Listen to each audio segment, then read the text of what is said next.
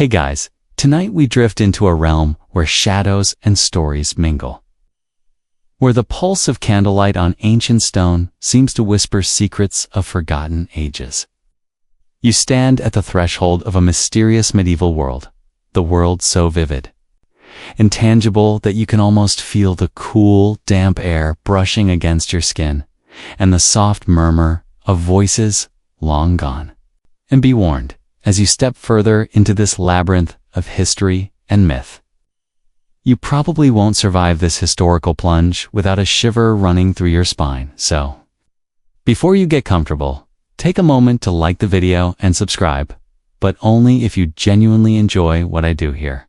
And while you're at it, drop a comment with your location and local time. It's always intriguing to know just how widespread our midnight adventures become. Now, dim the lights, maybe turn on a fan for that soft background hum, and let's ease into tonight's journey together. You find yourself wandering through cobblestone corridors and misty archways as the present dissolves into the vivid echoes of the medieval past. Around you, the crumbling facades of ancient abbeys and castles emerge like silhouettes against a star-dusted sky. The aroma of damp stone mixed with a hint of incense and burning pine fills your senses, transporting you to an era when every footstep held the promise of discovery and danger. Here, every rustle of leaves and distant clatter of hooves becomes a note in an endless medieval ballad, each sound resonant with the weight of centuries. In this unfolding nocturne, the past and the present blur as you realize that medieval life wasn't merely a cold, stark age, but a world of vibrant rituals and unexpected hilarity. For instance, while established historians note that the medieval period stretched broadly from the fall of Rome to the dawn of the Renaissance, span that brewed countless innovations and whispered secrets of chivalry, there's also the curious notion that a wandering minstrel once dared to dress his pig in a tiny suit of armor to perform at a royal fair. This peculiar tale, as odd as it may sound, adds a bright streak of whimsy to an otherwise austere tapestry of history. Historians still argue whether the true spirit of chivalry was as valorous as chronicled, or simply a glimmering myth woven by poets eager for glory. As you meander further, the coolness of the night deepens, and the stone beneath your feet seems to tell its own tale of triumph and folly. Imagine standing before a gargoyle-adorned facade, your eyes catching the faint glow of torches dancing along ancient walls, a sight both eerie and strangely comforting, as if the building itself were a guardian of all those secrets. And just when you think that such solemn surroundings might dampen your spirit, you catch a fleeting smile from the corner of your eye, a playful wink from the past, almost daring you to laugh. It's like finding a misplaced footnote in a dusty manuscript, unexpected, yet oddly delightful. After all, isn't it fun to consider that even in times when every man and woman had their burdens, a bit of frivolity could slip through cracks in the armor of tradition? At least, you'd agree, it's far less absurd than your attempt at deciphering modern text messages written in autocorrect gibberish. The gentle murmur of monks chanting in distant cloisters and the rhythmic cadence of a city's nightly bustle merge into a symphony that envelops you. You drift along narrow passageways that seem to spiral into infinite mysteries, each turn promising yet another fragment of an age when men rode on horseback, and every clan or guild was as enigmatic as a half-forgotten fable. In this almost tangible dreamscape, the line dividing practical history from fantastical legend blurs as effortlessly as the twilight merges with the night. You sense that every step you take carries the weight of decisions made in quiet halls and whispered conspiracies.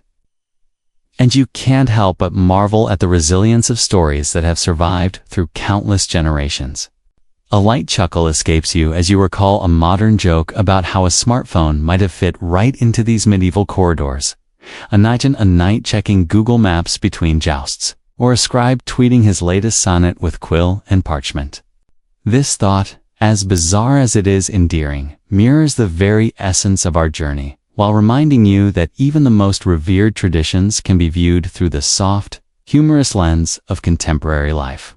Historians still argue whether the true nature of medieval innovation was as revolutionary or simply a subtle variation of earlier practices. But either way, the spirit of ingenuity binds the past and the present in an unbreakable loop. In the cool glow of torchlight, you sense the layered nuances of a time when every building, every artifact, and every whispered rumor contributed to a sprawling narrative of human triumph and trepidation. It strikes you that beneath the solemnity of stone walls lies a vibrant mosaic of human experience, stories of courage, folly, secret revelries, and unsung heroes woven together in an intricate tapestry of light and shadow. Just as the stars overhead play a quiet tune for the night wanderer, so too do these medieval mysteries cast their silent enchantment on your mind, stirring a blend of wonder and quiet amusement that only the passage of centuries can inspire. Your heart beats gently to the rhythm of history's long and winding tale, and every footstep on the uneven cobbles seems to echo the legacies of those who once roamed these labyrinthine streets. The seriousness of bygone ceremonies is softened by playful interludes rustling in the shadows that hints at a jester's improbable antics, perhaps reminding you that even in the gravest times, levity found its way. And as you stand captivated by the ambient interplay of light, sound, and memory, there's an undeniable invitation in the air to explore further, to uncover the hidden stories nestled between the grand narratives of kings and knights.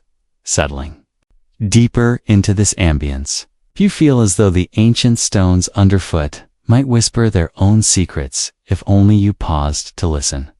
The ebb and flow of history, with all its contradictions and quirks, wraps around you like a soft, well-worn cloak.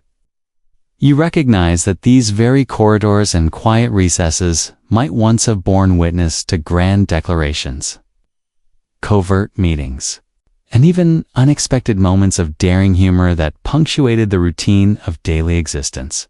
As you take it all in, a gentle smile curves your lips, a silent acknowledgement of the enduring paradoxes of a world that was as mysterious as it was magnificent.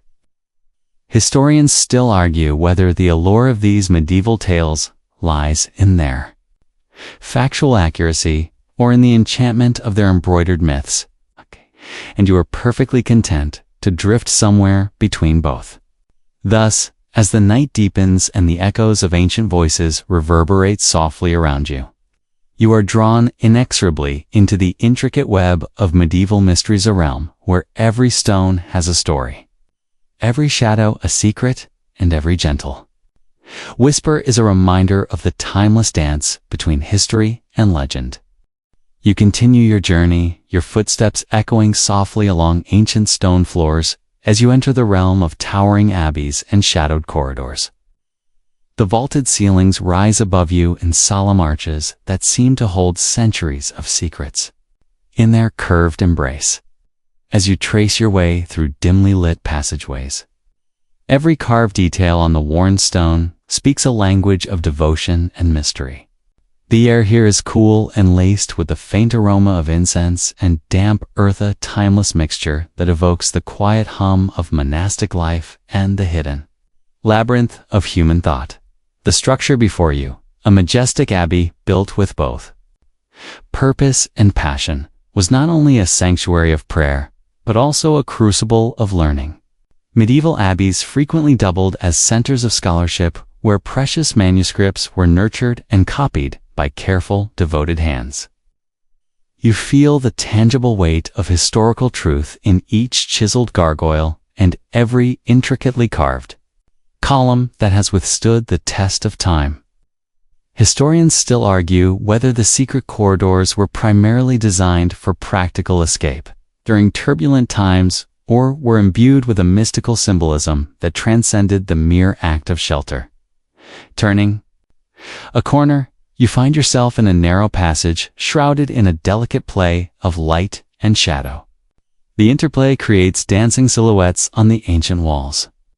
And as you move forward, the soft sound of your own footsteps reminds you of a distant, almost forgotten musical refrain. In a small alcove along your path, an unusual detail catches your eye. An incongruously whimsical carving of a cherubic face tucked away near a pillar, as if deliberately placed to inject a sliver of humor into a setting otherwise steeped in solemnity. Rumors whisper among locals that a mischievous spirit once roamed these halls, playfully rearranging the fruit baskets of the refectory and leaving behind a trace of laughter in a place meant for reverent solitude further along. Secret doorways and hidden latches beckon you to explore deeper recesses of the abbey. You press your hand against a cold, rough-hewn door that appears to be part of a cleverly concealed passage. Hinges creak in a slow, drawn-out protest as you nudge it open, revealing a dim corridor lined with rows of ancient ledgers and faded prayers scratched into the wood. The sound of soft, persistent rustling that mingles with the muffled echo of past voices propels you onward into corridors that seem to breathe life into the stony silence. Here, the interplay of dense gloom and rare shafts of light creates a mosaic of mystery that mingles history with the unexpected. A place where every corner holds a story waiting to be rediscovered. Creeping deeper into this Gothic labyrinth, you ascend a narrow spiral staircase hidden behind a heavy oak door. Each step is measured and deliberate, and the world seems to recede into a state of hushed reverence. The aged wood beneath your fingertips is smooth with the patina of countless hands that have made the same climb before you. The higher you ascend, the stronger the aroma of old parchment and melted candle wax becomes, a quiet reminder that these very stairs once carried scholarly debates and the earnest transfer of ancient wisdom. Medieval abbeys were renowned for their role in preserving texts, and it is not a stretch to imagine that behind these walls, illuminated manuscripts once set the stage for the intellectual revolutions of later centuries. Historians still argue whether these hidden passages were built solely to facilitate the movement of monks and scribes, or whether they harbored secret meeting places for esoteric rituals that pushed the boundaries of orthodox thought. Emerging from the staircase, you enter a vast hall where light streams in through majestic stained glass windows. The kaleidoscope of colors cast a dreamy glow over everything, transforming dust motes into shimmering specters swirling in the still air. The stained glass panels, meticulously crafted by medieval artisans, once narrated the celestial stories of faith and redemption for the entranced congregation. Today, as you gaze upward at the vivid patterns, you feel a dual sense of awe and gentle subversion in the unexpected quirks, a tiny, almost imperceptible image of a jester hidden among the somber Sansa, playful wink from the past meant to challenge the strict boundaries of piety. Historians still argue whether such secretive details were intentional pranks or symbolic counterpoints to the prevailing somberness of religious art. Yet, they serve as a reminder that even in the most sacred of places, a sliver of mischief persists. Wandering along the side corridor of the hall, you notice that each door and archway hints at realms beyond the obvious. One passageway in particular is partially concealed behind a cascade of ivy and time-worn murals. The faded images depict legendary battles, heroic quests, and even surreal events that border on myth. Among these narratives, a curious inscription catches your eyes scribbled in a delicate hand. It tells a brief tale of a medieval monk who once organized a secret midnight feast, featuring an extravagant spread of local cheeses and rustic bread, an act as much about sustenance as it was an act of bold rebellion against austere discipline. This odd, cheerful story stands in stark contrast to the rigid structures of ecclesiastical order. And it makes you smile at the sheer absurdity of life in eras defined by strict adherence to ceremony and ritual. As you journey through this enigmatic space, you become aware of the subtle layers of sound that define the abbey's interior. The distant murmur of chanting, the rustle of loose parchment, and the barely audible drip of water echo in a symphony that is both eerie and profoundly moving. You sense that these audio textures are not random, but a carefully woven tapestry of life, faith, and recreation, a tapestry where every element, no matter how small, adds to the overall majesty of the setting.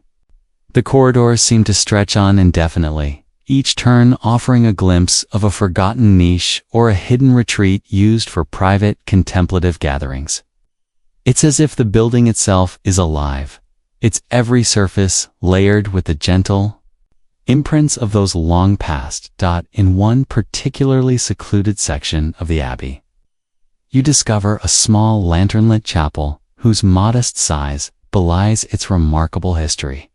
The chapel's walls are adorned with delicate frescoes that, despite the ravages of time, radiate a serene beauty. Here, whispers of ancient liturgies mingle with the ambient drip of rainwater seeping through the stone. You take a moment to linger in the quiet and contemplate how many souls found solace within these intimate confines.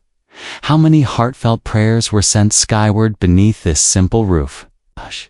The delicate balance between sorrow and hope in the chapel's atmosphere echoes an eternal truth about human existence, the interplay of joy and melancholy that defines the very essence of life. Historians still argue whether these small sanctuaries were mere offshoots of grand cathedrals or cherished oases meant to nurture the inner spirit amid a sea of complexity. As you step back into the broader labyrinth of corridors, the abbey unfolds before you like a living storybook. Every crevice, every softly lit arch, every mysterious door speaks not only of grand historical narratives, but also of unexpected details that add levity and charm. A carving of a devilish imp peeks out from behind a pillar, its expression both mischievous and strangely endearing. A wink to those who know that even the most venerable institutions can harbor playful secrets. You chuckle softly, recalling the image of a ghostly prankster who might once have rearranged altar candles just to unsettle a stern abbot. Such moments remind you that history is not a rigid record of solemn events, but a vibrant tapestry interlaced with humor, paradox, and unexpected surprises. The soft glow of the late night mixes with the cool, ancient stone as you traverse these hidden corridors. You feel as though you are not merely walking through a physical structure, but rather through the very veins of history, witnessing the quiet aftermath of fervent prayers, secret celebrations, and even mischievous rebellions against a backdrop of unwavering tradition. The abbey invites you not only to observe its beauty, but to engage with its soul, to peer into the intimate gatherings and whispered debates that still resonate within its walls. There is a timeless pull here that merges the weight of the past with the light-hearted echoes of moments that defied the monotony of everyday duty. Every unfolding detail, every subtle nuance has a way of drawing you further into the enigma of this ancient fortress. The corridors, in all their shadowed glory, become a bridge between the disciplined certainties of medieval order and the unpredictable sparks of human creativity.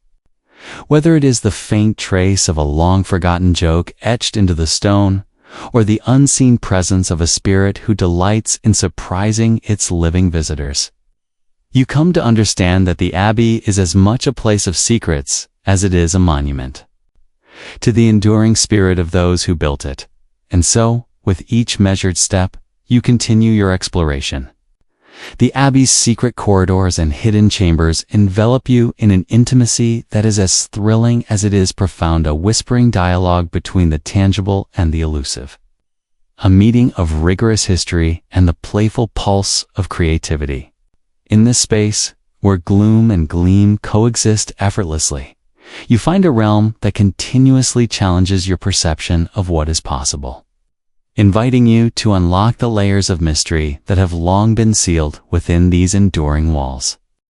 You find yourself transitioning from the quiet solemnity of cloistered corridors to a bustling arena of valor, where the gleam of polished armor and the clash of steel beckon you into the realm of knightly intrigues. The courtyard unfolds before you as a living tapestry of ambition and rivalry, a stage where knights, draped in family crests and vibrant banners, demonstrate chivalric prowess with every measured move. Here, as you step forward, you become part of an unfolding drama in which the essence of knighthood is both celebrated and questioned. The clamor of combat stirs the air as you watch a parade of armored warriors engage in duels that are as much about personal honor as they are about the pursuit of noble ideals. Every collision of sword against shield is a note in a grand, orchestral narrative, a narrative built on an ancient structure where training as a page and squire evolved into a sophisticated blend of martial discipline and courtly refinement. In medieval Europe, achieving knighthood required rigorous preparation, a dedication to the virtues of loyalty and bravery, and a deep immersion into the culture of chivalry. Historians still argue whether the true transformation into a knight was marked solely by physical mastery or by the subtle infusion of noble decorum into every gesture as you weave through the cheering throng on the tournament grounds. Your attention is drawn to a particularly flamboyant figure whose presence disrupts the otherwise austere order. This knight, affectionately known in the whispered lore as Sir Proust, distinguishes himself not just through the daring swings of his sword, but through a theatrical flair that borders on the absurd. At the height of a duel, he momentarily pauses to recite a heartfelt ode, a spontaneous burst of poetic fervor that leaves both friend and foe momentarily disarmed by its unexpected tenderness. One might even quip that in today's world, he'd be posting an impromptu vlog on the virtues of honor, proving that even in the midst of fierce contests, there's always room for a light-hearted break.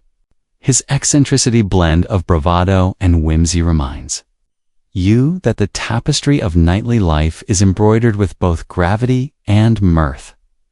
The energy in the arena is infectious. And as you move closer, you notice the subtle interplay of rivalry and respect among the combatants. Two knights clad in contrasting regalia, one in deep azure and the other in bold burgundy, exchange not only swift blows but also silent tests of mettle. Their duels, intense yet ritualized, reveal a layered psychology where each maneuver is a deliberate statement of personal identity and inherited legacy.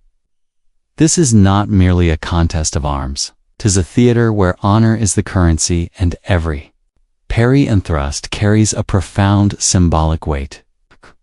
The rigorous discipline of knightly conduct, forged through years of training and steeped in the traditions of medieval martial culture, becomes a living conversation about pride, honor, and rivalry. Historians still argue whether these displays of chivalric fervor were as much about genuine, transformative valor as they were elaborate performances designed to uphold an idealized image of knighthood. In the midst of this carefully choreographed chaos, you catch a glimpse of another quirky detail that adds a humorous twist to the unfolding spectacle. One knight, distinguishable by the vibrant plume atop his helm, is said to have won a light-hearted bet by altering his armor's adornment with an array of colors that could rival any modern festival. Legend has it that after a particularly spirited bout, he dismounted to declare that his audacious palette was meant to brighten an otherwise dreary battlefield, a sentiment that drew both laughter and reluctant admiration from his peers. This unconventional choice, as peculiar as it seems, underscores the diverse personalities that animated the knightly order, lending an air of irreverent fun to an otherwise strict hierarchy of valor. The rhythmic pulse of clashing metal and shouts of encouragement creates an almost hypnotic cadence, and you realize that the arena is much more than a mere battleground. It is an interactive repository of human dreams and flaws. Each duel encapsulates a microcosm of medieval society, where personal ambition, familial pride, and even a hint of romance interlace with the raw demand for physical excellence. In one corner of the field, a knight whose armor bears countless scars, a testament to battles endured and victories hardened, quietly gazes across to an opponent with a knowing smile. Their silent exchange, brimming with mutual respect that belies their fierce competition, speaks volumes about the complex codes of conduct governing these encounters. It is in these transient, unspoken moments that the true ethos of the knightly tradition is revealed, a commitment to a higher standard of integrity. Even in the heat of combat, moving deeper into this vibrant drama, you become attuned to the subtle signals that define the flow of rivalry. A pause here, a calculated feint there. The graceful arch of a sword, mid-arl, these actions stitched together. A narrative that is both intensely physical and quietly poetic. It is said that in the midst of battle, a single misstep or the slightest lapse in concentration could unmoor a knight's reputation. Yet, amid this precarious balance, there is also plenty of levity. A knight might, with a slight smirk, quip about wishing modern airbags for his helm, eliciting a ripple of concealed laughter from his comrades. These moments of self-deprecating humor, unexpected yet genuine, offer a glimpse into the human side of warriors enshrouded in the armor of legend. As the duel wages on, you find that each bout is as much an internal journey as it is an external struggle.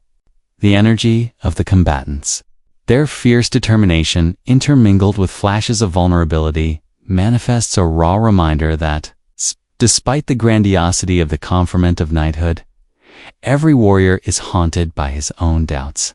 The interplay between formality and spontaneous humor. The battle cry, followed by an unexpectedly gentle smile, reveals that under the rigors of chivalric discipline, there lies a tender core of human emotion. This layered complexity, where the weight of duty coexists with the spark of genuine amusement, makes the arena a living mosaic of legends in the making. Every gesture in this hallowed space seems to tell its own story. A stray comment here?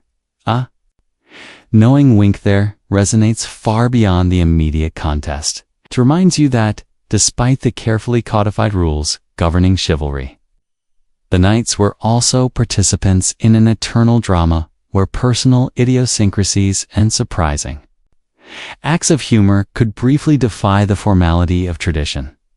Each fleeting moment, a knight's poetic interlude in the midst of battle, a whispered jest about modern-day inconveniences. The unexpected flash of a colorful plumage on what might otherwise have been a somber figure cements the idea that honor and humanity are inextricably linked in the swirling choreography of these confrontations. You sense that the essence of knighthood is an ever-evolving tapestry, a blend of battle-hardened tradition, personal eccentricity, and unyielding human spirit.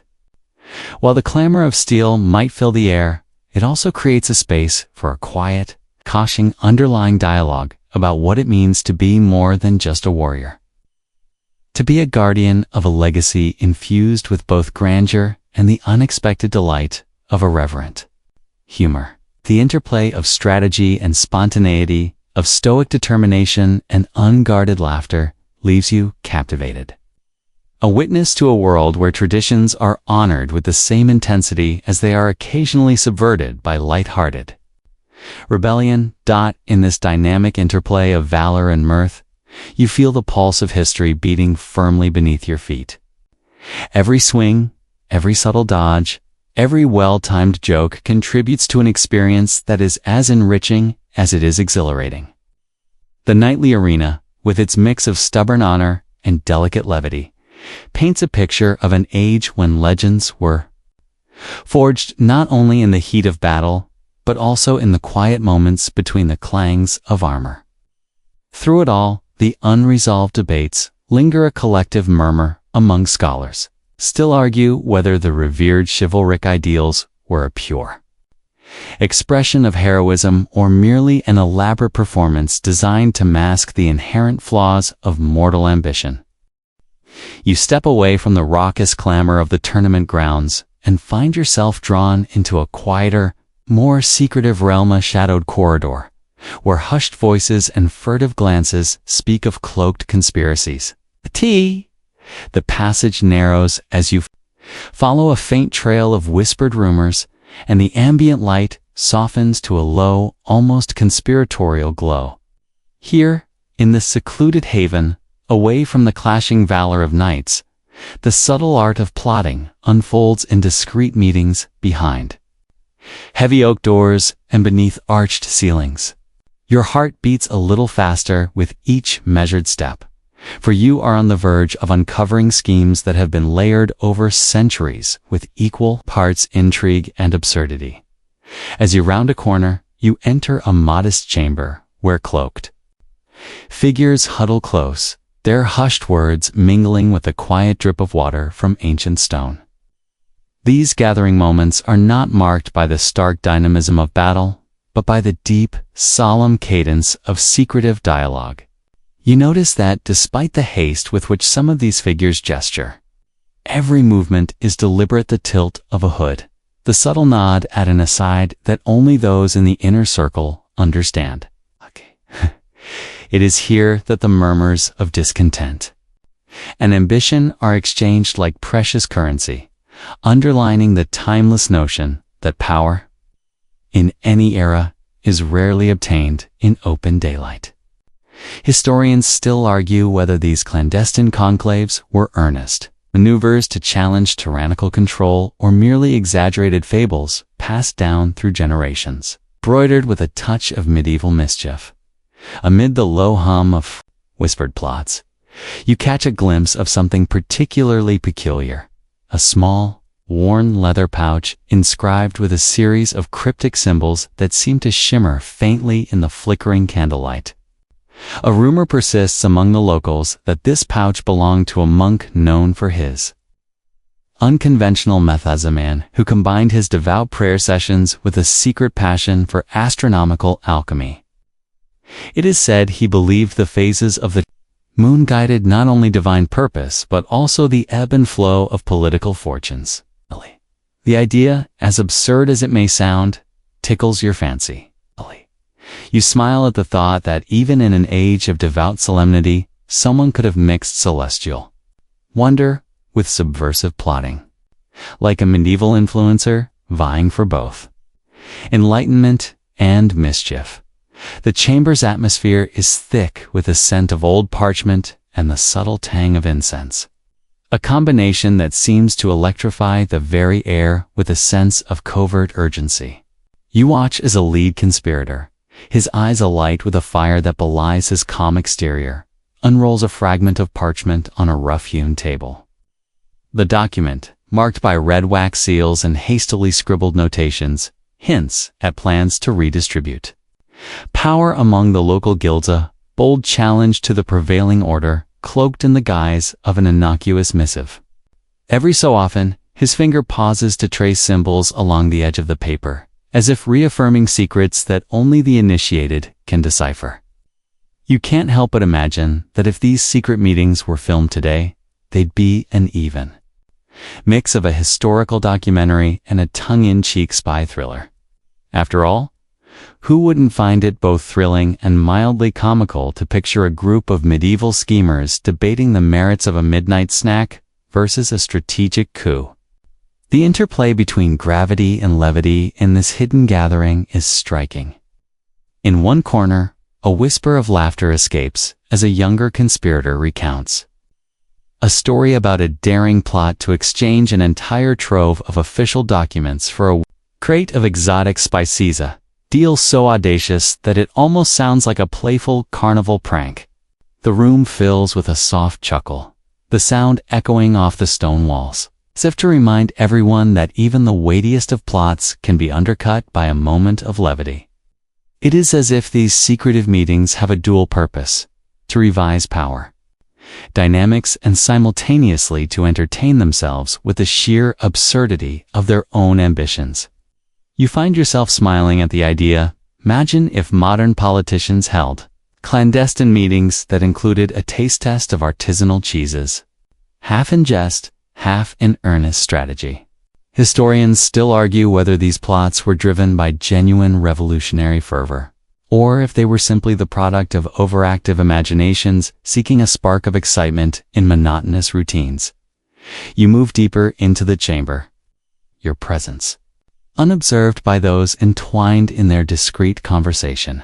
The stone-cold walls around you bear testament to centuries of secrets.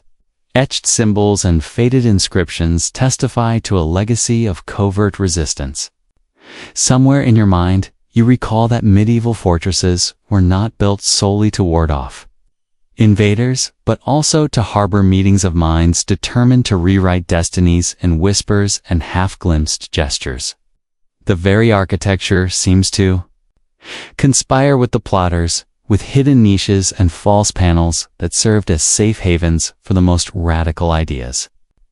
These meeting places, steeped in mystery and embellished by rumor, hold the memories of schemers whose ambitions were as grand as the edifices that housed them.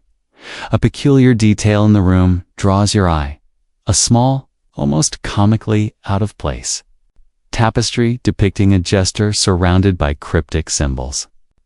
Its vibrant hues and mischievous design clash with the otherwise austere decor, and you can't help but wonder if it was placed there deliberately to serve as a reminder that even the most serious conspiracies are not immune to the influence of humor. Perhaps it symbolized the inherent unpredictability of human nature, suggesting that a well-timed jest might be the very catalyst that transforms a covert meeting into an opportunity for a daring, albeit laughable, act of rebellion. This touch of irreverence softens the gravitas of the room, infusing it with a playful energy that hints at the duality of intent and the absurdity that often lies hidden beneath carefully constructed facades. With each measured step, you soak in the layered atmosphere of coded glances and hushed incantations, a language of dissent far removed from the boisterous applause of the jousting field. Here, in the delicate interplay between secret plots and sporadic laughter, you sense that fate and farce are intertwined in a cosmic dance. The conspirators' subtle movements, their furtive exchanges of documents and inside jokes, create a rhythm that is both mesmerizing and mildly absurd. You find yourself pondering the timeless nature of intrigue, realizing that whether in the grand halls of power or hidden amid crumbling arches, the urge to challenge authority and to playfully undermine the established order is an enduring facet of human endeavor. A sudden murmur breaks the focused silence, and you catch a snippet of dialogue where one cloaked figure, with a conspiratorial half-smile, remarks on the irony of using secret channels reminiscent of modern encrypted messaging systems. The comment, light and self-aware, draws a ripple of amusement from the listeners, a subtle reminder that the line between earnest, plotting, and sheer, inexplicable humor is often thinner than one might imagine. It's almost as if these medieval power players had an instinct for mirth, a shared understanding that beneath every serious scheme lurks the possibility of an unintended punchline. Historians still argue whether this blend of strategic intent and spontaneous humor was a defensive mechanism against oppressive ruling classes or simply an inherent human quirk that transcends time. As you linger near the periphery of the room, a final scene unfolds before your eyes, a moment of sincere yet sly camaraderie. An elder whose eyes reflect the wisdom of countless shadowed secrets gently places a hand on the shoulder of a younger acolyte. Their exchange, wordless yet filled with meaning, speaks of a legacy of subterfuge and the quiet thrill of challenging the status quo. The elder's subtle gesture, reminiscent of a mentor passing on not just wisdom but also a wink of reassurance, encapsulates everything you have come to appreciate about these hidden gatherings. The potent mix of solemn purpose, an unexpected delight that defines the art of clandestine plotting. Then, as if on cue, the chamber settles into a profound silence, its conspiratorial murmurs fading into the background as you withdraw from this meeting of secret souls. The cool darkness envelopes you once more, leaving you with the taste of mystery on your lips and the lingering smile at the absurdity and brilliance of it all. Outside, the world of open conflict and knightly bravery continues unabated. But within this narrow corridor, you have witnessed a different facet of medieval life, one steeped in whispered ambitions, coded humor, and the eternal dance between subversion and tradition. You step back into the winding passage with your curiosity both satiated and ignited, carrying with you the echoes of clandestine promises and the faint laughter of conspirators who dared to defy convention. The low hum of secret voices, the soft rustle of cloaks against cold stone, and the ever-present interplay of serious purpose with an undercurrent of irreverence, all leave you pondering the enigmatic allure of these hidden plots in this quiet space where every secret is a spark waiting to ignite and every whispered jest a moment of shared humanity. You realize that the legacy of cloaked conspiracies is as intricate and enduring as the stones upon which they were formed. You leave behind the secretive corridors and hushed plots of the abbey for a surge of life. In a sprawling medieval marketplace, where every stone and stall vibrates with the energy of commerce and community, the narrow streets widen into a bustling square that feels almost alive, its stone pavement warmed by the sun and its air filled with a rich tapestry of enticing aromas. The delightful clamor of vendors shouting their wares intermingles with the persistent murmur of haggling customers. Here, the marketplace is a living mosaic of colors, sounds, and scents, where the pulse of everyday life beats strongly against the ancient backdrop of crumbling masonry and weathered statues. You stroll along the busy lanes, past stalls bedecked in bright fabrics and laden with exotic goods from distant lands. There, familiar produce crisp apples, fragrant herbs, freshly baked bread sits cheek to cheek with curious relics from far-off trade routes. Every stall has its own personality. A barrel of hand-forged trinkets radiates an air of mystery, while a nook filled with intricately woven tapestries beckons the eye with its vivid depictions of legendary battles and fantastical creatures. In the center of it all, a fountain gurgles merrily, its clear water reflecting the interplay of sun and shadow in a modern dance almost too cheerful for ages past. You can almost hear the heartbeat of the marketplace as it mingles with the rhythm of laughter and friendly banter as you move closer. The sensory barrage intensifies, rich spices assault your nostrils, igniting a spark of warmth that traces memories of ancient routes traveled by caravans laden with silks and spices.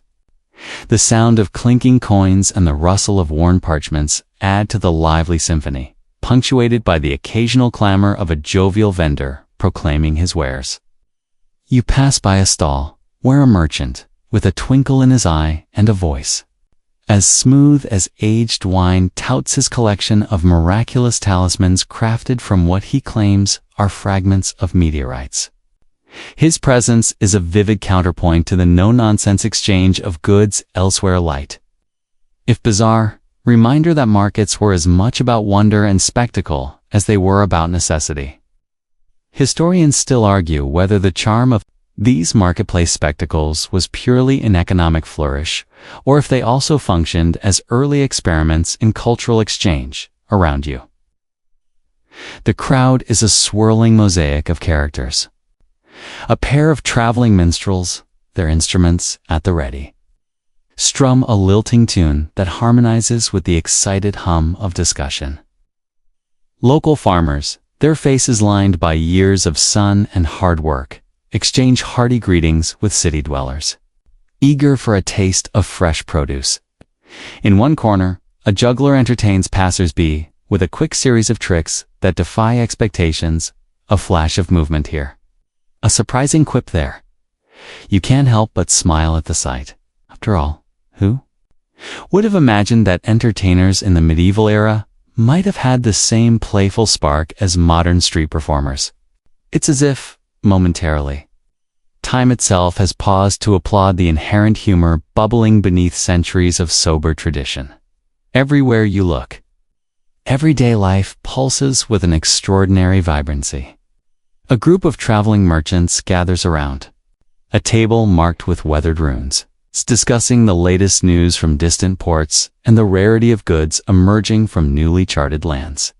Their animated conversation roams from the practicalities of weight and measure to the more fantastical joking that perhaps, in a twist of fate, the next shipment might include a barrel of enchanted ale capable of curing a bad day with a single sip.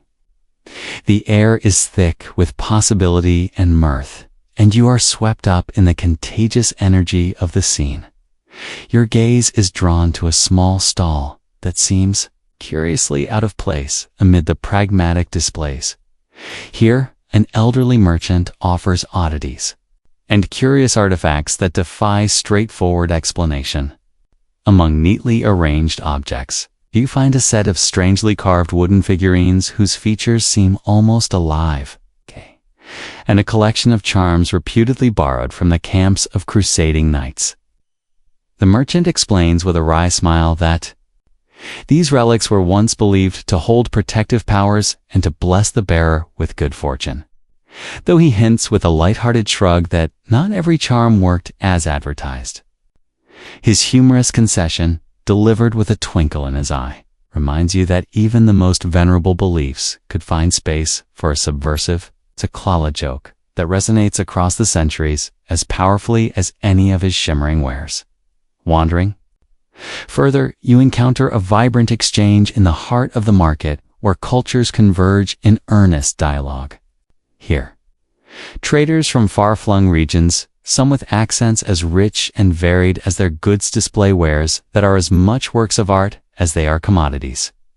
Intricately patterned ceramics, delicate fabrics dyed with secret techniques, and even spices with names you can barely pronounce form a cornucopia of global heritage. This microcosm of medieval multiculturalism is a vivid reminder that marketplaces were the original meeting grounds of different worlds, place where ideas, languages, and flavors mingled freely. Historians still argue whether such interactions merely reflected the practical demands of commerce, or if they also sowed the seeds for the artistic and cultural innovations of later eras. The interplay between the tangible and the whimsical is omnipresent. Amid rows of produce and textiles, you spot a curious sign advertising mystical mustard, a condiment so potent and peculiar that local lore proclaims it once tamed the wildest of temperaments.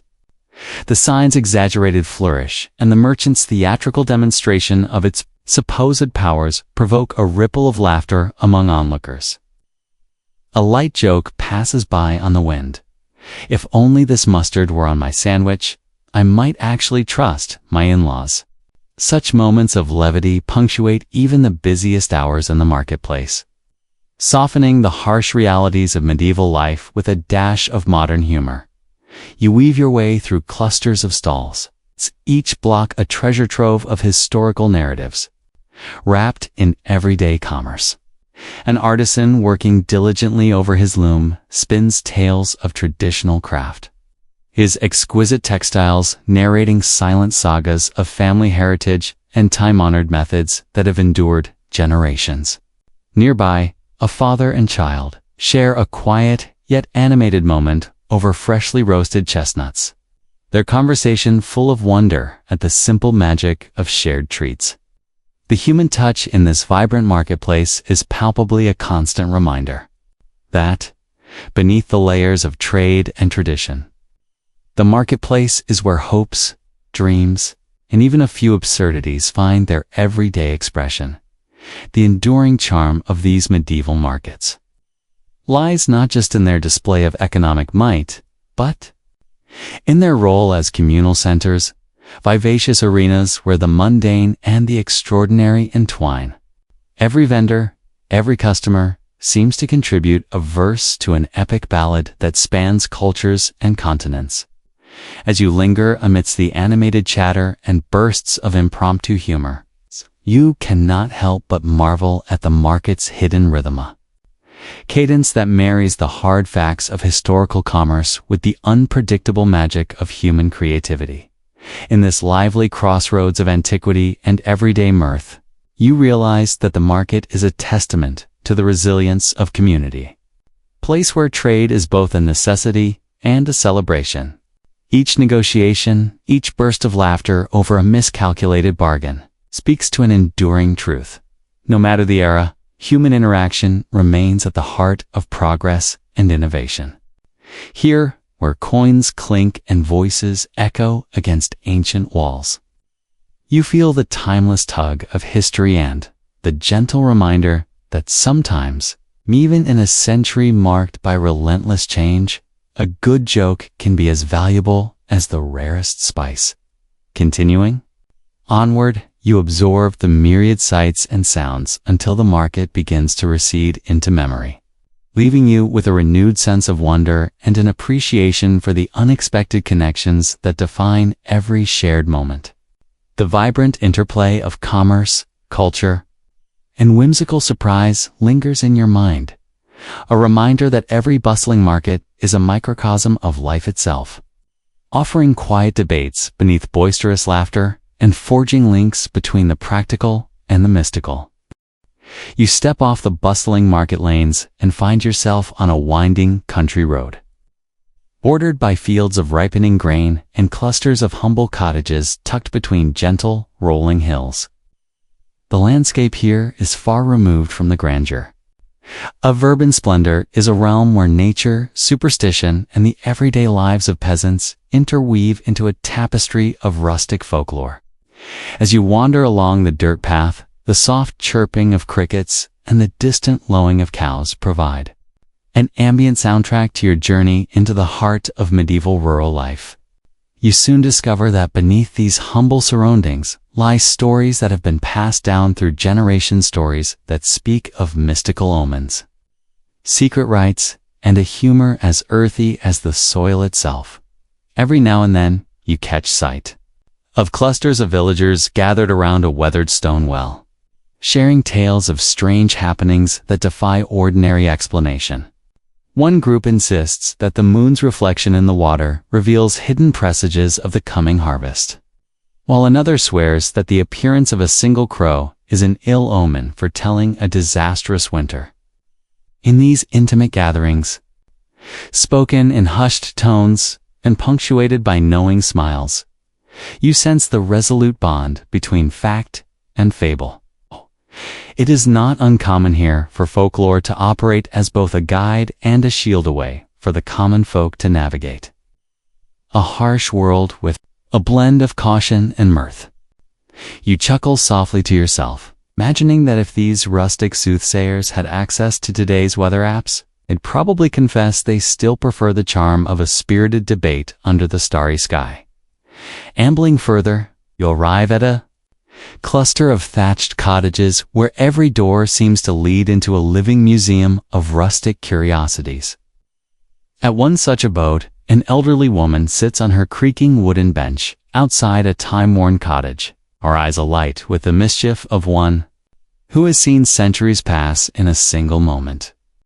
With a gentle nod, she begins to recount a curious legend about a field where the wildflowers are said to come alive at dusk, dancing in unison in a spectral waltz. According to her story, on nights when the wind whispers just right, The villagers whisper that the blooms perform to celebrate the return of a mischievous fairy queen. This eccentric narrative is balanced, however, by the common understanding that these dances might simply be the playful trick of a breeze caressing long overgrown stalks. Historians still argue whether these tales of floral festivities are a fanciful misinterpretation of natural phenomena or a glimpse into a lost world of magic and wonder. You continue your walk through a patchwork of fields, dotted with grazing sheep and time-worn barns. The rural setting vibrates with the energy of age-old practices, the marking of seasonal changes, the celebration of harvest festivals, and the sharing of remedies believed to be bestowed by nature itself. At one small farmstead, you observe a group of peasants gathered around a wooden table, discussing an unusual remedy, a potion made from local herbs, wild honey, the secret ingredient that was rumored to have been gathered during a lunar eclipse. One particularly cheeky villager jokes that this miraculous elixir might very well cure not only fevers, but also the eternal bad mood that comes with waking up before the rooster crows. His light-hearted quip prompts a round of laughter, a brief but welcome break from the solemnity of existence. You realize that even in the midst of hardship, there is space for playful wit. The countryside breathes an air of mystery that challenges your modern notions of reality. As you wander past a narrow footpath lined with weathered stone markers, you come upon an ancient oak whose sprawling branches seem to guard secrets of the ages. Hanging from one of its gnarled limbs, you spot an assortment of small trinkets and charms, tokens of protection believed to ward off malicious spirits and ensure a bountiful season. Local custom holds that if you tie a small ribbon around one of these charms and whisper a quiet wish, you invite an unseen benefactor to guide your fate. It sounds almost like an early version of a wish list on a modern shopping site, and you can't help but smile at the thought of villagers comparing notes on whose charm worked best against a blizzard. The inherent humor of these archaic tidbits reminds you that even in a superstitious age, little levity could brighten an otherwise overcast day. Your exploration leads you to a small village square where an impromptu gathering has formed beneath an ancient stone arch. Here, peasants in worn garments and dust-caked boots engage in the age-old ritual of storytelling. The narrative that fills the air is one of mystical apparitions and natural wonders. Stories that attribute to the land powers, both frightful and benevolent. One storyteller, with a voice as rich and rough as the night wind, recounts the legend of a spectral hound said to roam the moorlands on foggy nights. This beast, he claims, is not a harbinger of doom, but a guardian of those who honor the land. His tale includes the peculiar detail that on one fateful evening, a local farmer once tamed a hound by offering it a bowl of warm stew, a gesture so absurdly pragmatic that even the elders had to share a wink and a laugh. It is moments like these that underscore how creativity and practicality coexist. Even if a ghostly dog accepting hearty soup is not something you'd find in a modern wildlife documentary, as twilight deepens, you find yourself drawn into the gentle magic of the rural night. The descending darkness softens the edges of the world, and the murmur of village voices blends seamlessly with the natural chorus of crickets and rustling leaves. You pass a weathered slate wall emblazoned with symbols whose meanings have been debated by scholars for generations, a fragment of an ancient belief system that linked the cycles of nature with the fortunes of simple folk. Somewhere in the layering of mere superstition and heartfelt evidence, you sense that these symbols held both a mirror and a key to the inherent mysteries of life. Historians still argue whether such iconography was a vestige of pagan ritual, or a later construct intended to evoke a sense of order and destiny among an unpredictable population in one small corner of the village. A modest tavern beckons you with its warm glow. Wooden benches and a crackling hearth set the stage for another chapter of rustic lore. Inside, spirited conversations double as a stage for quirky theories about the origins of everyday objects. One jovial patron insists that his great-grandfather once claimed the village's water wheel was built on a ley line, thus imbuing the very water with enchanted properties. His claim, laced with a dose of modern incredulity and a wink, is met with hearty laughter and teasing jibes. Maybe the next water wheel should come with a manual for casting spells. The playful banter here deftly intertwines the serious and the absurd, reminding you that even the most mystical of beliefs can be delivered with a hearty laugh. The rustic folklore you encounter infuses the air with its own kind of magica. Raw, unpolished wonder that resists the neat categorizations of scholarly texts. Each story, each superstitious practice, is a living testament to the resilience of human imagination. Crafted to explain the unexplainable and to add a dash of enchantment to the mundane.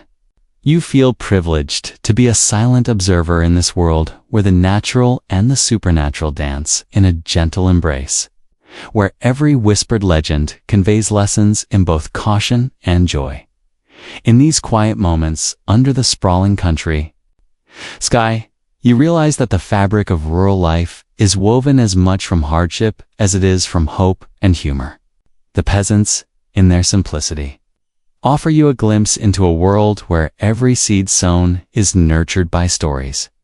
Every harvest celebrated with both reverence and a cheeky smile.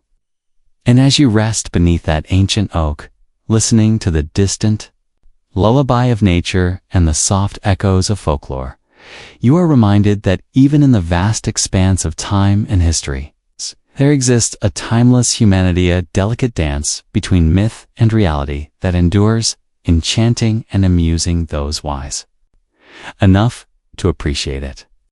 You step through the shadow of towering portcullis walls and into the heart of a regal labyrinth where every stone whispers of royal secrets. The corridors of the palace stretch before you in a mosaic of opulence and intrigue, lined with portraits of austere monarchs and gilded frames that glimmer in the soft glow of torchlight. Here, the hush of silk and velvet is intermingled with murmurs of hidden scandals, and you feel the weight of centuries pressing against each carved pillar. The atmosphere is at once ceremonious and clandestine, urging you to push further into the private lives of kings and queens, a journey into the very core of noble governance and personal revelation. Your boots echo on marble floors as you wander deeper into Colleen, a wing rarely trodden by common subjects. Lavish tapestries hang on walls depicting epic battles and divine right, while intricately carved thrones sit in shadowed alcoves, an invitation to glimpse the bittersweet glory of rule. In one chamber, the flash of a jeweled crown catches your eye, its delicate filigree reflecting a long-forgotten era when monarchs were both revered and feared. Cute. You note how these relics transcend mere adornment. They serve as tangible echoes of a time when the fate of nations rested in the hands of men and women whose every decision could tip the balance between peace and war. Historians still argue whether the true might of a ruler was measured by the splendor of his crown or by the subtle maneuvers behind closed doors.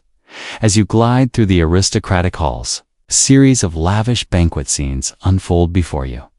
In vivid fresco scenes that celebrate courtly triumphs and the intricate dance of noble etiquette. You recall that kings often relied on grand feasts not only to display their wealth, but also to forge alliances and soothe the disquiet of their subjects. In one such vivid depiction, a monarch is shown raising a goblet in a toast that seems to capture both hope and hubris. Yet, tucked into the corner of that ornate scene is an oddly humorous detail. A jestful courtier juggling a set of tiny golden apples, like modern-day fruit mascots in a light-hearted moment amid the formality. This delightful incongruity a reminder that even in the throes of statecraft, a playful spirit found its way to the banquet table awakens. In you, a realization of the layered humanity behind the pristine veneer of royalty. You drift onward into a private antechamber where the air is heavy with the scent of beeswax and aged parchment. Here, the quiet footsteps of courtiers once betrayed secrets in hushed voices and hidden glances. In a secluded nook of the room, behind a heavy velvet curtain, you glimpse a collection of personal diaries and royal letters. It is within these intimate documents that the softer, often conflicting identities of kings and queens emerge.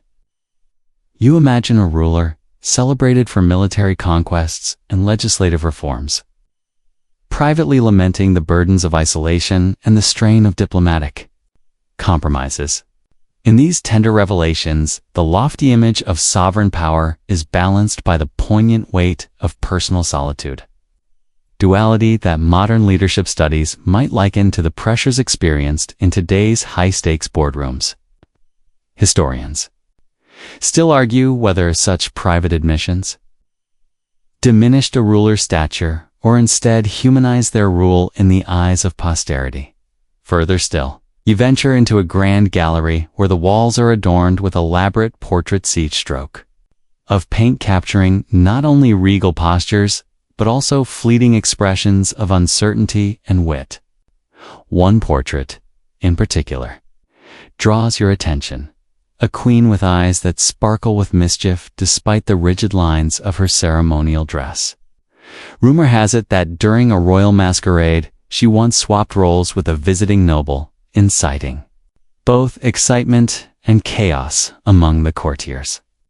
This peculiar anecdote, as whimsical as it is stirring, has long been a subject of debate among scholars, to quarrel over whether her audacity was a calculated diplomatic move or simply a moment of sheer fun.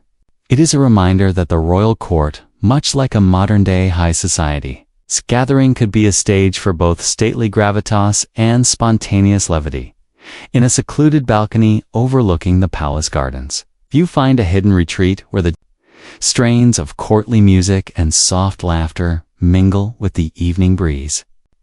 Here, amidst clusters of climbing ivy and the gentle murmur of a distant fountain, secret meetings were once held, a royal cabal of advisors and relatives deliberating over the future of the realm against the backdrop of nature's calm, heated discussions over state matters sometimes gave way to unexpected, candid confessions. A discreet conversation between a revered counselor and a rebellious young noble, punctuated by wry smiles and subtle nods, speaks of a time when political alliances were as fragile as the petals of the garden's rare blossoms.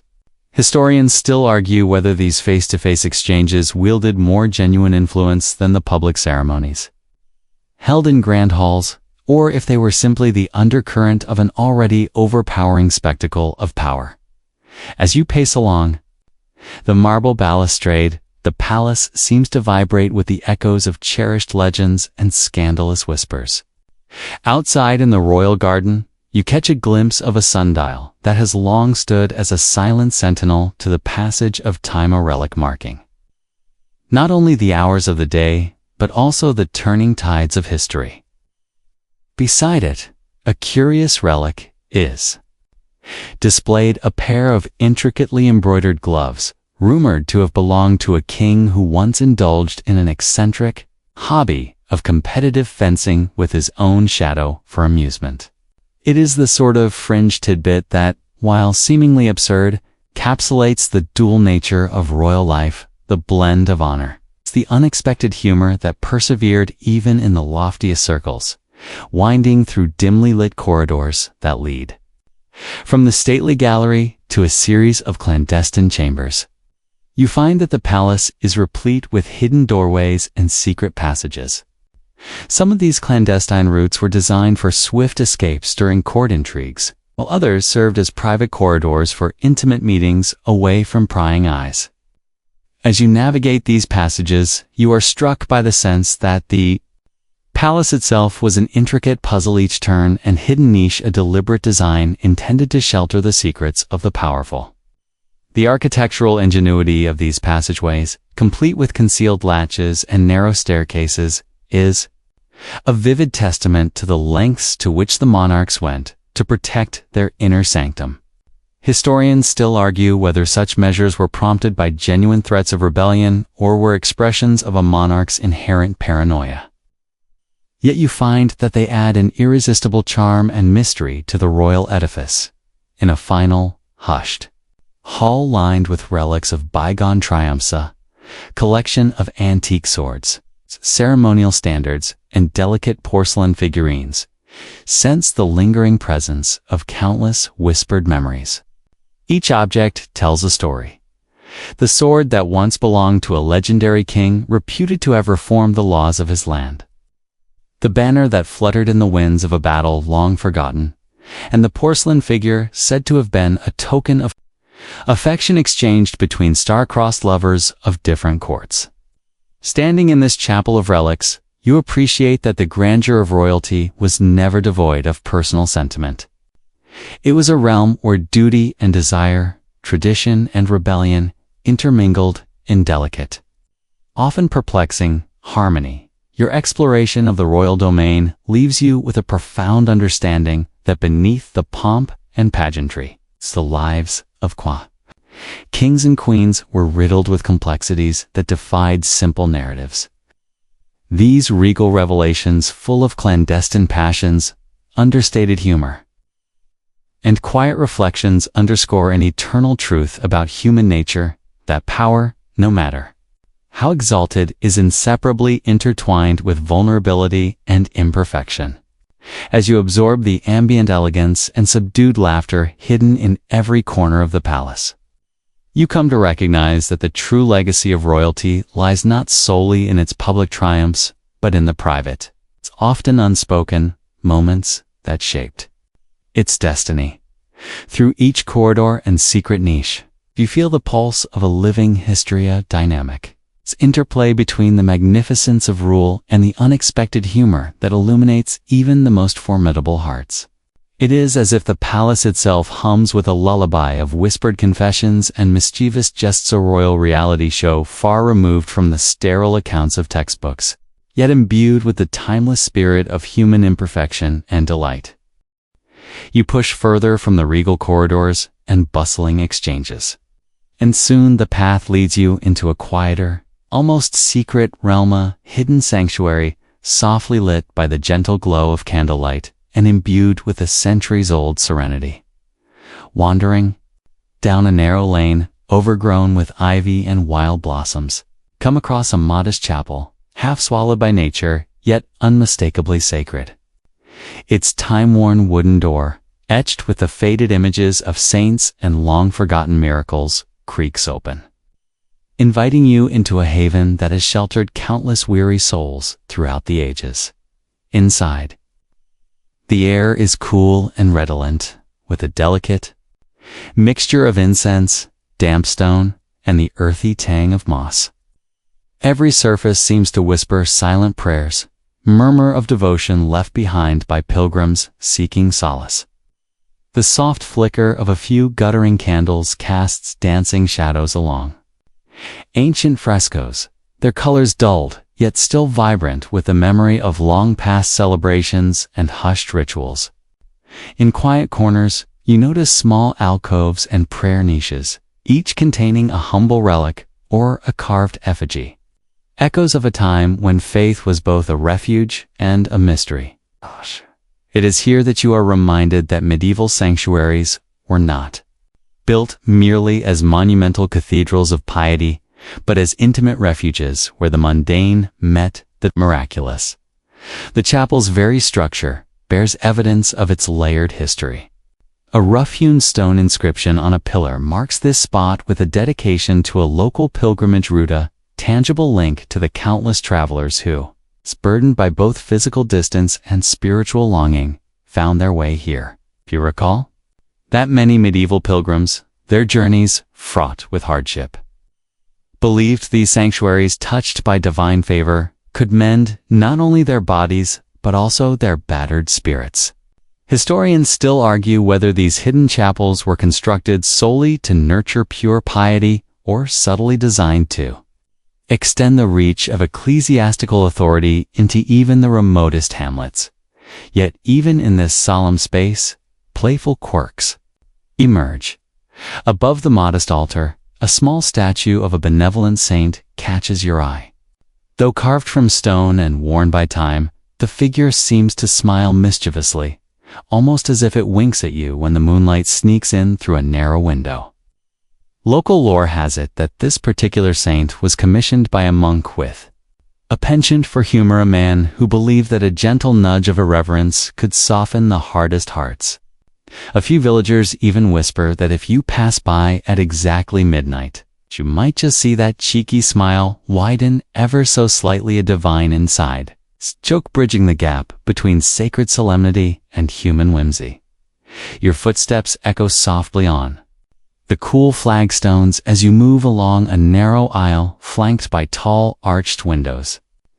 Through these openings, the outside world appears as a living watercolor, an interplay of moonlight and shadow, transforming the garden beyond into a surreal fresco of nature's own making. Its clusters of overgrown roses, untamed and fragrant, spill over cracked stone walls, and a gnarled olive tree stands sentinel in a forgotten corner of the courtyard. It is in this secluded setting where time itself seems to slow, and every heartbeat resonates with the quiet murmur of a past life imbued in these motions of stone and leaf. The sanctuary is not merely a relic of religious fervor. It is a living memory, a woven tapestry of whispered hopes and human idiosyncrasies. At one point, you notice a carved pew bench bearing a delicate inscription left by a long-gone visitor, a simple message. Here, even angels smile. The inscription, though faint, radiates a warmth that is both humble and profoundly touching. It is a reminder that amid the rigor of ancient rituals and the weight of collective memory, there was, and always is, a spark of irreverence that softens even the most austere setting. You can't help but let out a quiet chuckle, imagining a medieval parishioner, after a particularly long sermon, scribbling this note with the same playful exasperation one might feel when a modern gathering turns overly somber. Gliding through the sanctuary, you trace your fingers along the cool, rough-hewn walls, feeling the subtle indentations left by centuries of reverence. The interplay of light and dark creates abstract patterns on the floor, painting a silent story of incense, prayer, and the natural decay of time. The silence is almost musical, a soft, ambient hum that seems to be the combined residue of countless prayers, each one a quiet plea or a burst of hope long interred within the stone. You sense that within these hushed tones, the sanctuary communicates a timeless dialogue between the mortal and the divine. A gentle conversation meant to lull the weary into a state of meditative calm. Outside, a modest stained glass window filters moonlight into a cascade of jewel-like colors that dance imperceptibly across the altar, turning the space into a dreamlike mosaic of luminous brilliance. This interplay of natural light and careful craftsmanship is a reminder of the Baroque, meeting with the pastoral momentary pause where art, nature, and faith converge. Even as you stand in quiet reflection, a modern thought flits through your mind. If only these sanctuaries could tweet their stories. Each shuttered window and time-worn inscription might burst into a myriad of hashtags, celebrating both the divine and the delightfully human.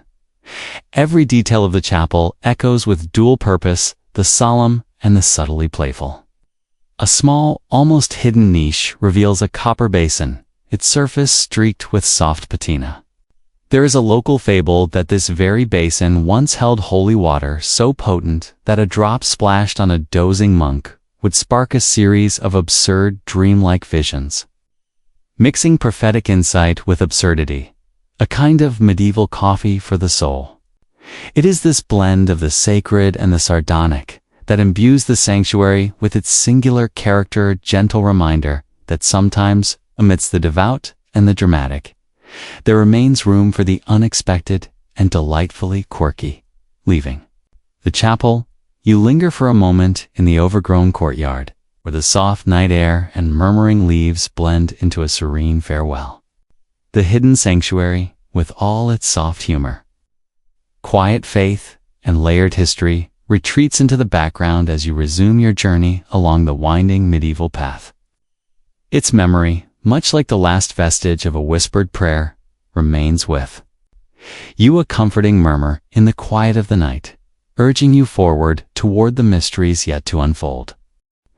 You advance toward a towering stone fortress whose walls stretch into the twilight like a spine of ancient might. Here, the enchanted battlements rise with a mystique that fuses pragmatic defense with a hint of theatrical charm. Every stone is hewn with deliberate precision, each recess and crenellation a tribute to strategies honed over centuries. As you approach the ramparts, the interplay of shadow and light across the crenellated parapets gives rise to a surreal pattern, one that feels as though these walls are not merely structures but storytellers of battles, sieges, and secret victories. You walk along the narrow walkway that hugs the castle's outer edge, your footsteps echoing slightly in the cool air. Hello. The drawbridge, an engineering marvel of its day, swings slowly in a ritual reminiscent of a modern-day revolving door. Its creaks and groans carry the weight of history in medieval times. Such defensive features were essential for protecting the inner sanctum of the castle from more than just marauding invaders. Widely known historical fact tells us that armored archers stationed behind these very battlements would launch volleys of arrows at approaching foes, using the protective notches and arrow slits to their advantage. You can almost hear the distant clatter of armor and see the flash of metal, as if the past is momentarily reliving its own glory. As you pause near the edge of a machicolatina, its projecting gallery above the main gate designed to allow defenders to drop stones or boiling substances onto attackers, you can sense the robust duality of function and form. The design of these defenses was both a deterrent and a declaration, a statement that the castle was impregnable, or at least as close to it as human ingenuity allowed. A light jest tickles your imagination. Modern commuters might relate to the castle's drawbridge malfunctioning at the worst possible moment, as if the medieval gates themselves wish to remind you that even formidable systems can have their off days. Such whimsical comparisons prompt a quiet laugh that harmonizes with the steady rhythm of history echoing in these stones. Continuing along the parapet, you notice a peculiar embellishment, tiny, ornate weather vane perched atop one turret, crafted in the shape of a grinning jester. This quirky detail, almost out of place amidst the austere military architecture, adds a playful note to the otherwise solemn battlements. Local legends whisper that the jester's vane was installed by an eccentric lord who believed that even in times of war, a touch of humor could defuse tension and remind warriors to smile amidst the grim realities of siege and strife. In a world dominated by hardened steel and unyielding duty, the sight of a grinning jester on a castle tower seems like a deliberate wink at the absurdity of life, a reminder that even the most formidable defenses can harbor a secret softness. Historians still argue whether the elaborate design of these battlements was purely for tactical advantage or served as a symbolic display of power, blurring the line between functional architecture and artistic expression. Below you, the castle's inner courtyard comes alive with hints of bygone conflict. You can almost smell the Thames of iron and overhear the ghostly clamor of soldiers preparing for a siege. The massive stone walls, weathered by time yet standing unbowed, are studded with arrow loops and slit windows, a lethal combination designed to maximize the effectiveness of raiding archers. Every groove and fissure in these stones has a tale of its own, One cannot help but think of the meticulous work of stonemasons, who, with simple tools and unyielding determination, constructed fortifications that have withstood both the passage of time and the fury of countless attacks. A faint breeze stirs, and with it comes a modern thought, a comparison between these fortified ramparts and today's digital firewalls. Both conceived to keep unwanted intruders at bay. The analogy, though whimsical, underlines the eternal nature of defensive ingenuity, whether wrought from stone or forged in software. The desire to protect one's domain remains a timeless human pursuit. A light chuckle escapes you as you imagine a medieval knight exclaiming, "I wish my drawbridge had an auto-update feature." The joke, subtle yet resonant, blends the old and new in a manner that is both endearing and absurd. Your journey along the battlements reveals further intricacies. Secret niches carved into the thick walls, small enough to serve as lookout posts that could hide a sentinel during long, silent nights. One such recess contains a tiny alcove where an inscription barely visible now hints at a forgotten motto, a call to vigilance and valor, etched by hands no longer alive. You brush your fingers lightly over the smooth stone, feeling for the faint raised patterns that time has softened. It is in these hidden details that the castle speaks of its layered past, not just through grand stories of epic sieges, but also in whispers of everyday courage and moments of levity that punctuated the martial routines of its defenders. Peering out over the edge, you both admire and feel the palpable tension of being so close to the precipice. The expanse before you, shrouded in an inky mixture of night and lingering twilight, is a reminder that the battlements were designed as both a bulwark against external threats and a stage for dramatic displays of military might. You think back to the long hours of vigil kept by sleepless guards, their eyes scanning the dark horizon for the slightest sign of movement, a reminder that in the midst of such formidable strength, an undercurrent of human vulnerability ever persisted. A wry thought surfaces. Perhaps those sentries would have appreciated a modern smartwatch to track their resting heart rate during long nights. The juxtaposition of ancient duty and modern convenience sparks a bemused smile as you move along the towering walls. If you take a moment to reflect on the dual purpose that these enchanted battlements have served over the centuries. On one hand, they embody the raw determination of societies to protect themselves against any incursion. And on the other, they serve as canvases for stories, legends, and, sometimes, peculiar ornamentation that hints at the lighter side of life in a time of constant peril. Amid the imposing silhouettes of towers and crenellations, the castle insists on telling a story not of unyielding severity alone, but one enriched by irony and the quiet humor that emerges from the contrast between everyday life and epic conflict.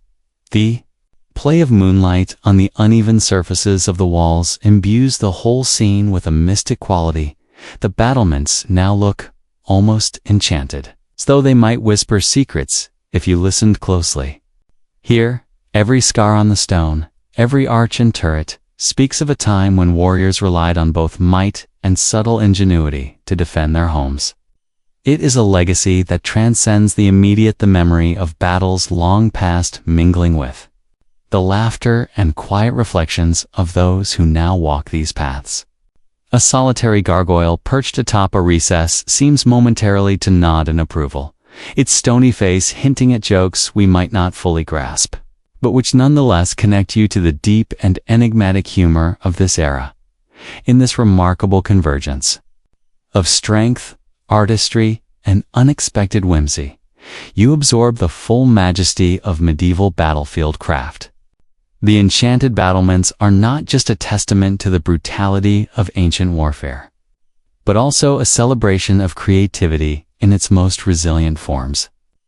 As you leave the parapets behind, questions linger in your mind about the nature of defense, about the marriage of practicality and art, and about how, despite the profound gravity of conflict, Few gentle jokes and quirky surprises manage to find their way even onto these formidable walls. You step onto the tournament grounds, where the atmosphere vibrates with anticipation and the distant clang of metal mingles with the raucous cheers of an eager crowd. The field, a long, narrow strip known as the tilt, stretches before you, bordered by raised barriers and packed with spectators whose voices blend into a single, rolling murmur of excitement. Knights mount their magnificent steeds, every creature impeccably groomed and adorned with heraldic colors that flash in the sunlight. The scene unfolds like a living tapestry of chivalry and spectacle, where every tilt is both a test of martial skill and a performance designed to awe and entertain. Much like a modern sports showdown with its own brand of pageantry, as you watch, a lance-wielding knight charges forward with determined speed. The power of his steed pulses beneath him. The rhythmic pounding of hooves echoes like drum beats in a grand arena. In that charged instant, sense a moment of suspended time, each heartbeats synchronized with the immense focus of the combatant. The lance, held high and aimed unwaveringly, collides with its target in a resounding boom that reverberates across the field. Sparks fly as wood meets shield, and the impact sends a subtle tremor through the crowd. It is a scene so dramatic that you might compare it to the final seconds of a tied championship match today, where every second is magnified by both tension and the possibility of glory. Across the field, another knight, renowned as Sir Gallant of the Errant Plume, makes his approach. His helm, ornately decorated with a flamboyant and oversized feather, seems to defy the austere traditions of knightly armor. The plume flutters wildly in the wind, almost as if it were winking at the onlookers, prompting a ripple of amused laughter among the spectators.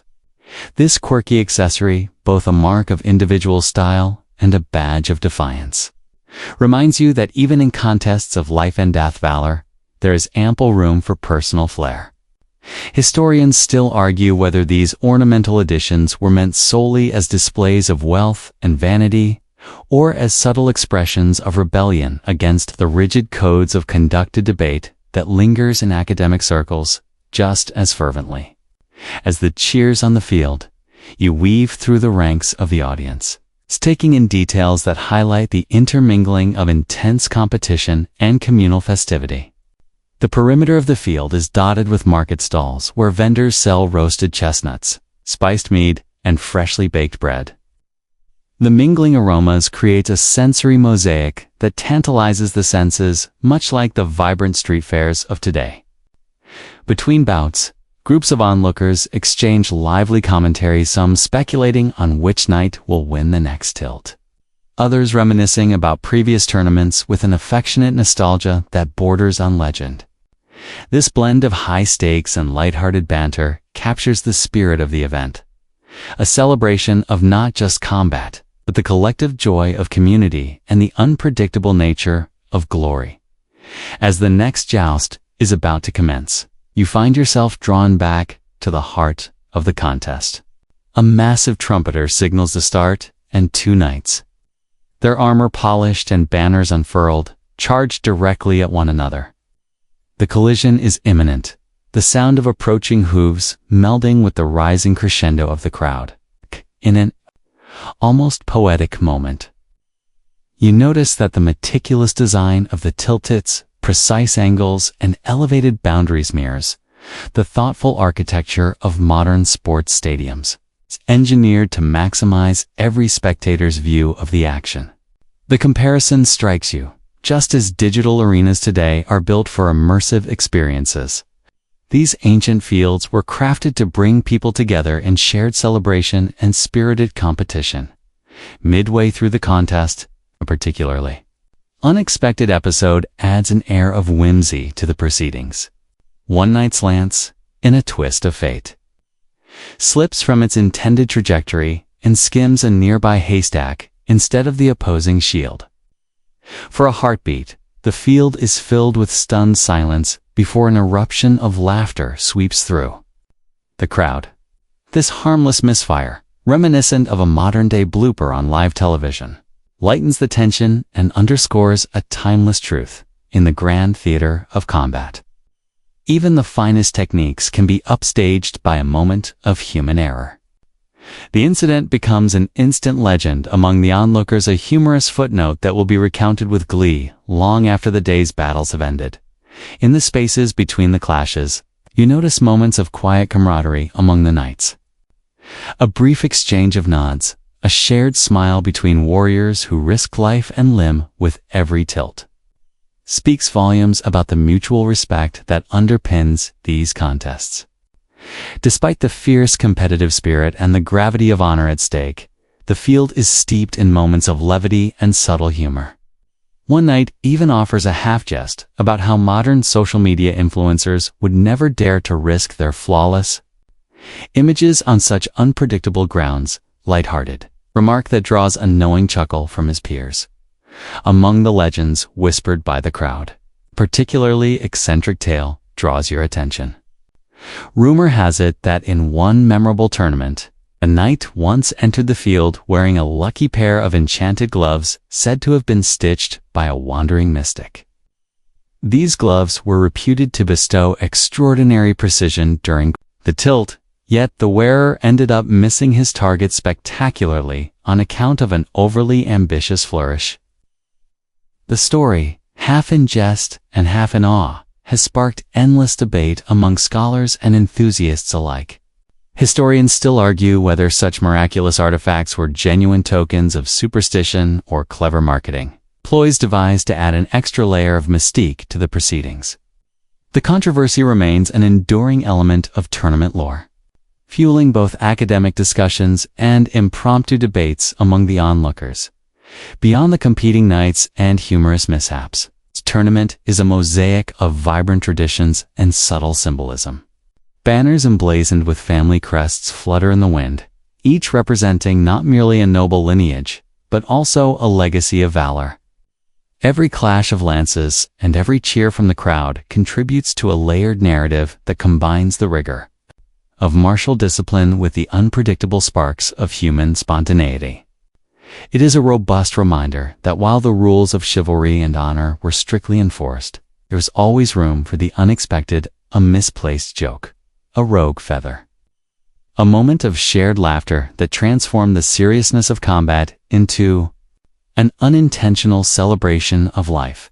As the day begins to wane and shadows lengthen across the tilt, the tournament gradually draws toward its climax. The final bouts are marked by a fusion of tension and exultation, where individual triumphs encapsulate the collective spirit of the event. Find that even as the echoes of steel and roar of the crowd begin to fade, the sense of community and shared history endures, imbued with the lively energy of both valor and gentle irreverence. Every tilt, every clash, every minor mishap has woven itself into the grand tapestry of medieval tournament lore, a tapestry that continues to resonate with modern audiences, echoing the fundamental human delight found at the intersection of risk, skill, and unexpected humor, leaving the field with a heart full of memories and a mind alive with vivid images.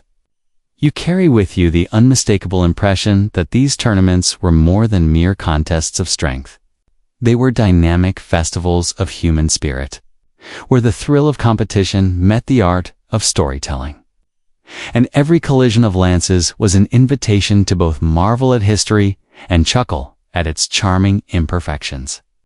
You step away from the lively spectacle of tournaments and royal intrigue, and instead, the soft murmurs of destiny beckon you down a narrow corridor lined with ancient stone.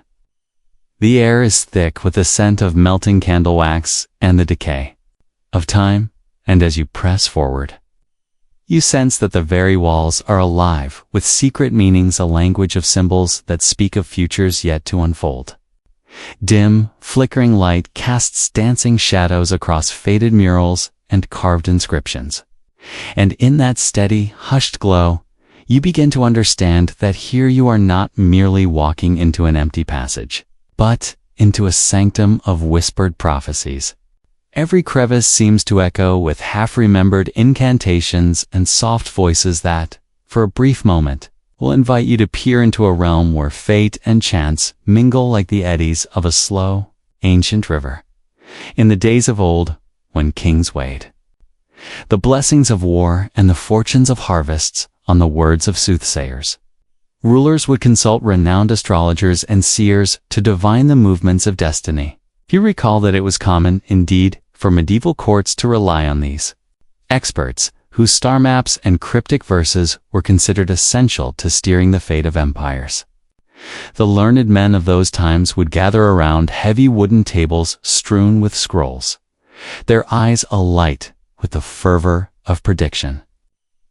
As they studied the celestial dance of planets and stars, its reliance on cosmic portents was not merely superstition. Many believed that the heavens themselves communicated with mortal beings, urging decisions that often altered the course of history. It is a mainstream historical fact that monarchs, from the opulent courts of Byzantium to the austere halls of northern kingdoms, entrusted their hopes to the interpretations of the skies. As you wander further, you catch sight of a peculiar alcove, where an aged parchment, its edges yellowed and delicate, is pinned against the wall. Here, a faded illustration depicts a scene both foreboding and oddly comical. A plump rooster, wings outstretched in mid-crow, hovering above a slumbering castle, under a shower of falling stars. Local lore insists that this image was once the centerpiece of a prophecy, declaring that, should the midnight rooster indeed crow in the heart of the keep, the world would spin on a new axis, ushering in an era of bold change and unexpected fortune. The absurdity of this vision tickles you, as the idea of an enchanted fowl presiding over destiny seems as outlandish today as it might have been then. Such eccentric tokens of fate remind you that even amid the gravitas of omens, medieval minds never shied away from weaving a thread of humor into the fabric of prophecy. In another chamber along your wandering path, you pause before an ornate, celestial map meticulously painted on a cracked wall. The constellations, drawn with surprising precision by an unknown master, radiate an ethereal glow in the candlelight.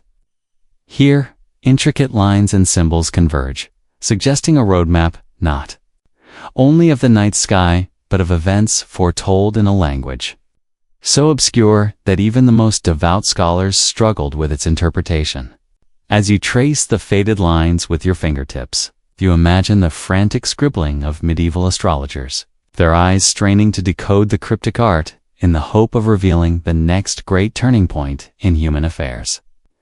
The soft hum of the room, punctuated only by the occasional flutter of a moth's wing, seems to intensify the aura of destiny that clings to every shadow and stroke of color on that time-worn map. Not far from this hallowed mural, you approach a small niche, housing a weathered statue of an enigmatic seer. His eyes, carved with an expression of serene melancholy, seem to gaze into a future beyond mortal ken. His outstretched hand supports a scroll inscribed with incantations and riddles, inviting onlookers to decipher its meaning.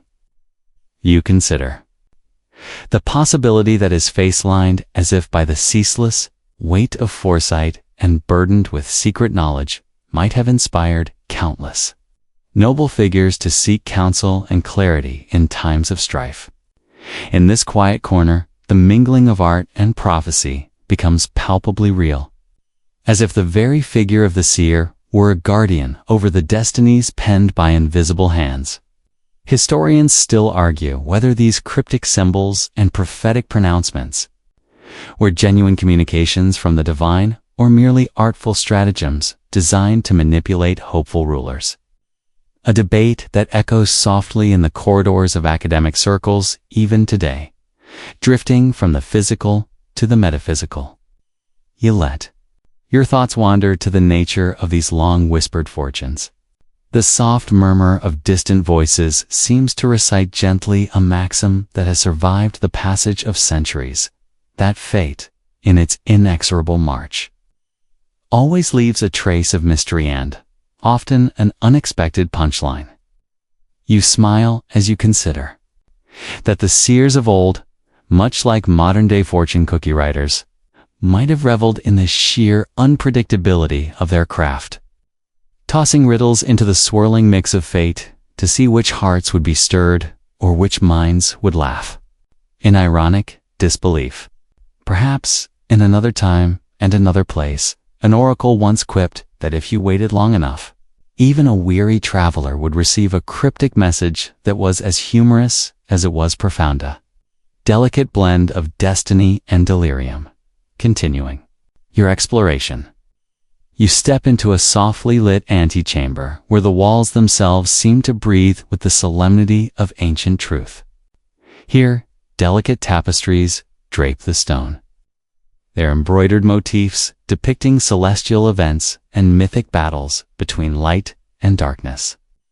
You pause to admire one particular scene, a comet streaking through a starry night, its tail long and radiant as figures in flowing robes, some solemn.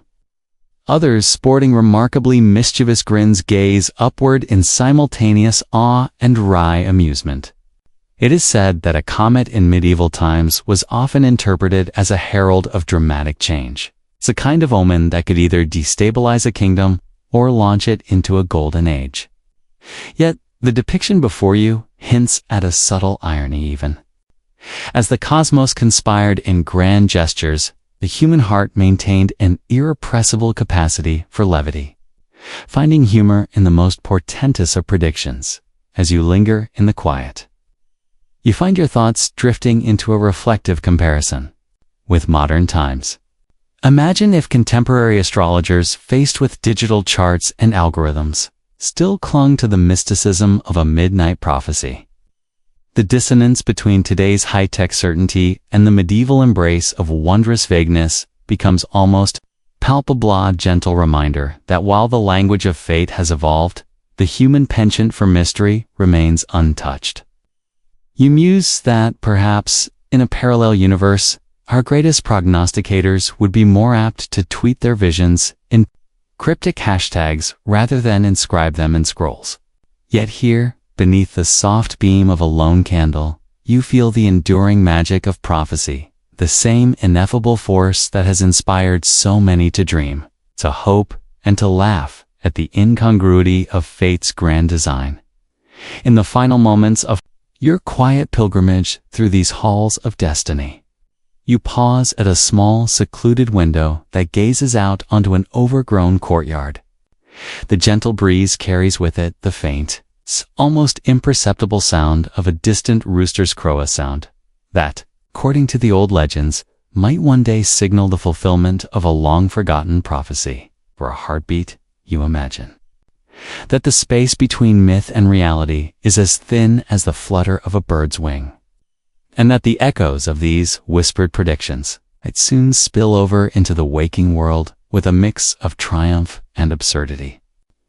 You lean closer to the window, your mind abuzz with the timeless question of destiny, where every small omen and every soft murmur of prophecy serves as both a promise of imminent change and a playful reminder of the capriciousness of fate. With the night growing deeper and the room bathed once more in the muted glow of ancient light, you carry with you a sense of serene wonder. The prophecies, both sage and mischievous, have woven themselves into the tapestry of your journey, an enduring melody that resonates through every stone and whispered verse. And as you continue forward into the unknown, you remain enveloped in the comforting, if enigmatic, assurance that within the subtle interplay of destiny and laughter, the mysteries of the medieval heart are kept alive for each new traveler brave enough to step into their silent embrace. You find yourself entering a hidden enclave of stone and silence, where the austere beauty of a medieval monastery unfolds before you like a carefully preserved relic of wisdom and solitude. The ancient structure stands nestled amid gentle, rolling hills, its weathered walls exuding a quiet dignity and hinting at secrets long kept. As you step through heavy wooden doors carved with intricate symbols of devotion, you are greeted by a world of hushed voices, echoing footsteps on worn flagstones, and flickering candles that guard the sanctuary of sacred knowledge. The corridors are cool and serene, the stone surfaces bearing the soft patina of centuries devoted to prayer and contemplation. In these narrow passages illuminated solely by the gentle glow of candlelight, you can almost hear the whispered chants of monks who once knelt in reverence. Every carved detail from the delicate arches to the fading inscriptions tells a story of unwavering commitment to a higher calling. Here, you sense that the monastery is more than just a building. It is a vessel of spiritual heritage, a quiet refuge where time itself seems to slow and offer you a moment of introspection as you wander into the central cloister. You step into an open courtyard framed by arched walkways and ancient columns that silently bear witness to countless moments of quiet meditation. The smooth flagstones beneath your feet have long felt the measured, deliberate steps of monastics whose lives revolved around disciplined routine and reflective solitude. Surrounded by the soft murmur of the outdoors and the occasional call of a distant bird, you leave behind the bustling noise of the world, finding instead a profound peace permeated by gentle melancholy, a reminder that lives dedicated to spiritual asceticism carry both the weight of solemnity and the whisper of hidden human warmth. Your exploration leads you to a modest scriptorium tucked away in one corner of the monastery.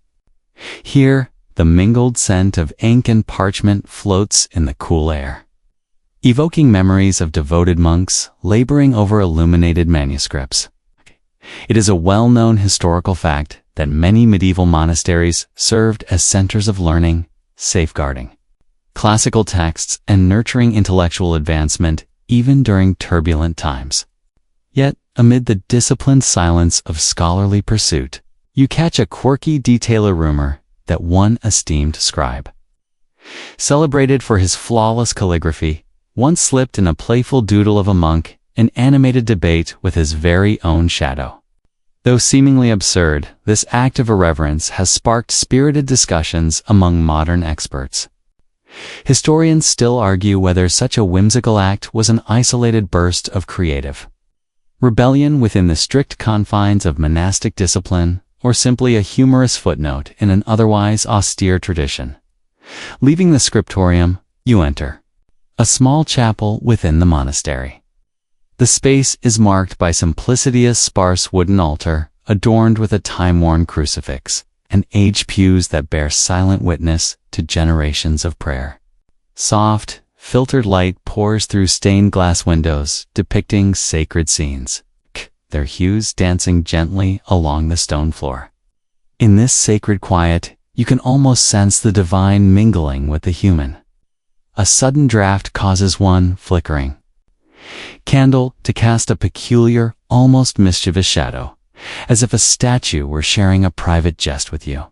Such moments, brief and subtle, remind you that even in such sanctified silence, spark of humor can slip through, softening the austerity with a whisper of human warmth. Drawn further along, you step into the monastery's garden, where nature and nurture meet in a quiet symphony.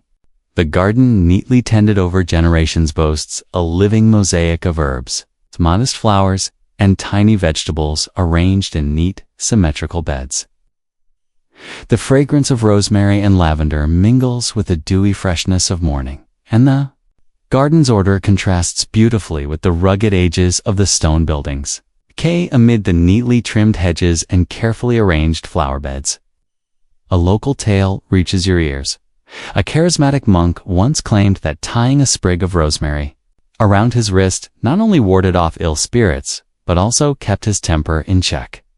This charming anecdote, blending early medicinal practices with a dash of whimsical superstition, encapsulates the dual nature of monastic life.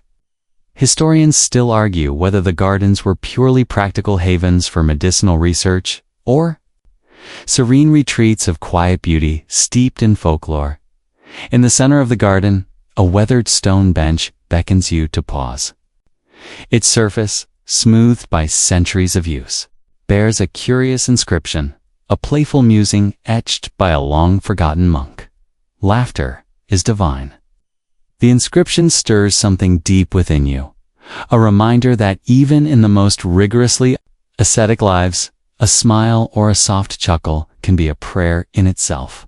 As you settle on the bench beneath an ancient oak whose gnarled branches seem to cradle the very sky, you reflect on how the seemingly unyielding discipline of monastic life harbored unexpected moments of human delight.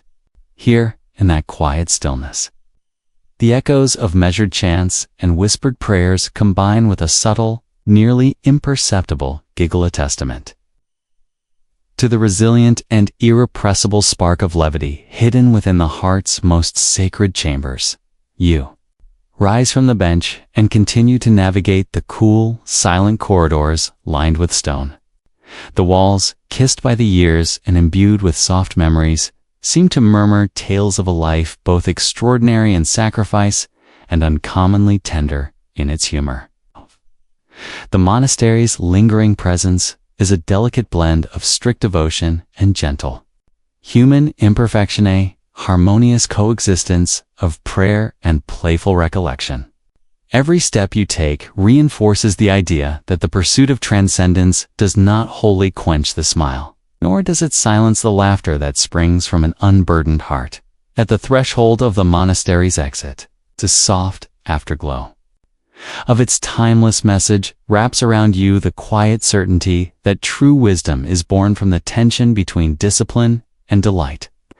The shadow of the monastic world, with its meticulous scholarship and its unexpected moments of levity, leaves an indelible mark on your spirit. As you step back into the wider world, the memory of this sacred place invites you to carry forward its lessons. That devotion and discipline can coexist with laughter, and that, within the most austere spaces, the human heart retains its capacity to rejoice in life's simplest, most profound pleasures. You push open a heavy, time-worn door to reveal a long-forgotten archive tucked away behind a wall of ivy and weathered stone. The interior is a cavernous chamber filled with the hushed rustle of parchment and the faint, lingering aroma of faded ink. Dust motes float through beams of weak candlelight as you step into this secluded sanctuary of knowledge, where countless manuscripts, once the pulse of medieval scholarship, lay scattered across ancient wooden shelves and low, stone tables. Here, the art of manuscript creation unfolds before you in silent testimony to an era when every line was painstakingly copied by hand. It is a well-known historical fact that medieval scribes labored in monastic scriptoria, devoting long, measured hours to produce illuminated texts that preserved not only religious lore, but also the breadth of worldly knowledge. As you wander amid these relics, your fingertips brush over brittle pages whose vibrant colors have nearly faded into memory. Each book tells a story in its own right. The intricate calligraphy and elegant flourishes evoke both reverence and a surprising sense of intimacy. In one large codex, you notice a series of marginal doodle sketches that seem wildly out of place against the formal script. The tiny drawing of a playful figure wearing an oversized jester's cap and wielding a quill brings a mischievous smile to your face. This peculiar flourish, whispered about by local lore as the work of a notoriously droll monk nicknamed the Laughing Scholar, adds an unexpected dash of humor to the rigid order of sacred texts. Historians still argue whether these marginal doodles were unintentional errors born of monotony or clever little rebellions, meant to inject a spark of levity into the solemnity of monastic life. In one secluded alcove, you come upon a massive, leather-bound volume resting on an oak pedestal. The manuscript's borders are intricately decorated with delicate gold leaf, and its pages are filled with densely packed text interspersed with vivid miniature illustrations. You lean in to examine a particular vignette that depicts a scene of scholarly debates, a group of robed figures gathered around an oversized scroll. Their gestures animated and expressions equal parts earnest and amused. The precision of the script and the lavish medallions surrounding it underscore the dedication of those who committed its creation. These manuscripts were crafted with a reverence that transcended the mere recording of information. It is documented that such volumes once served as the primary vessels of culture and learning, sustaining the intellectual lifeblood of a civilization on the verge of transformative change. Moving further into the archive, you trace your way to a narrow, dimly lit corner where stacks of loose pages and fragmented codices lie haphazardly arranged on a low, time-worn table. Here, the atmosphere shifts from formal devotion to a more relaxed and almost conspiratorial air, as if the manuscripts themselves were eager to share long-muted secrets. Among these scraps of text, you find a curious bundle that has been hastily rebound with twine and adorned with a single, its colorful Rabuna makeshift compilation, perhaps assembled by a scholar in a moment of urgent inspiration. A closer look reveals that this collection includes not only religious treatises and poetic epics, but also satirical commentary and whimsical marginal notes that dance across the edges of the pages like fleeting jests. You can't help but chuckle at the thought that, amid the solemn weight of centuries-old doctrine, these scribes allowed themselves moments of levity.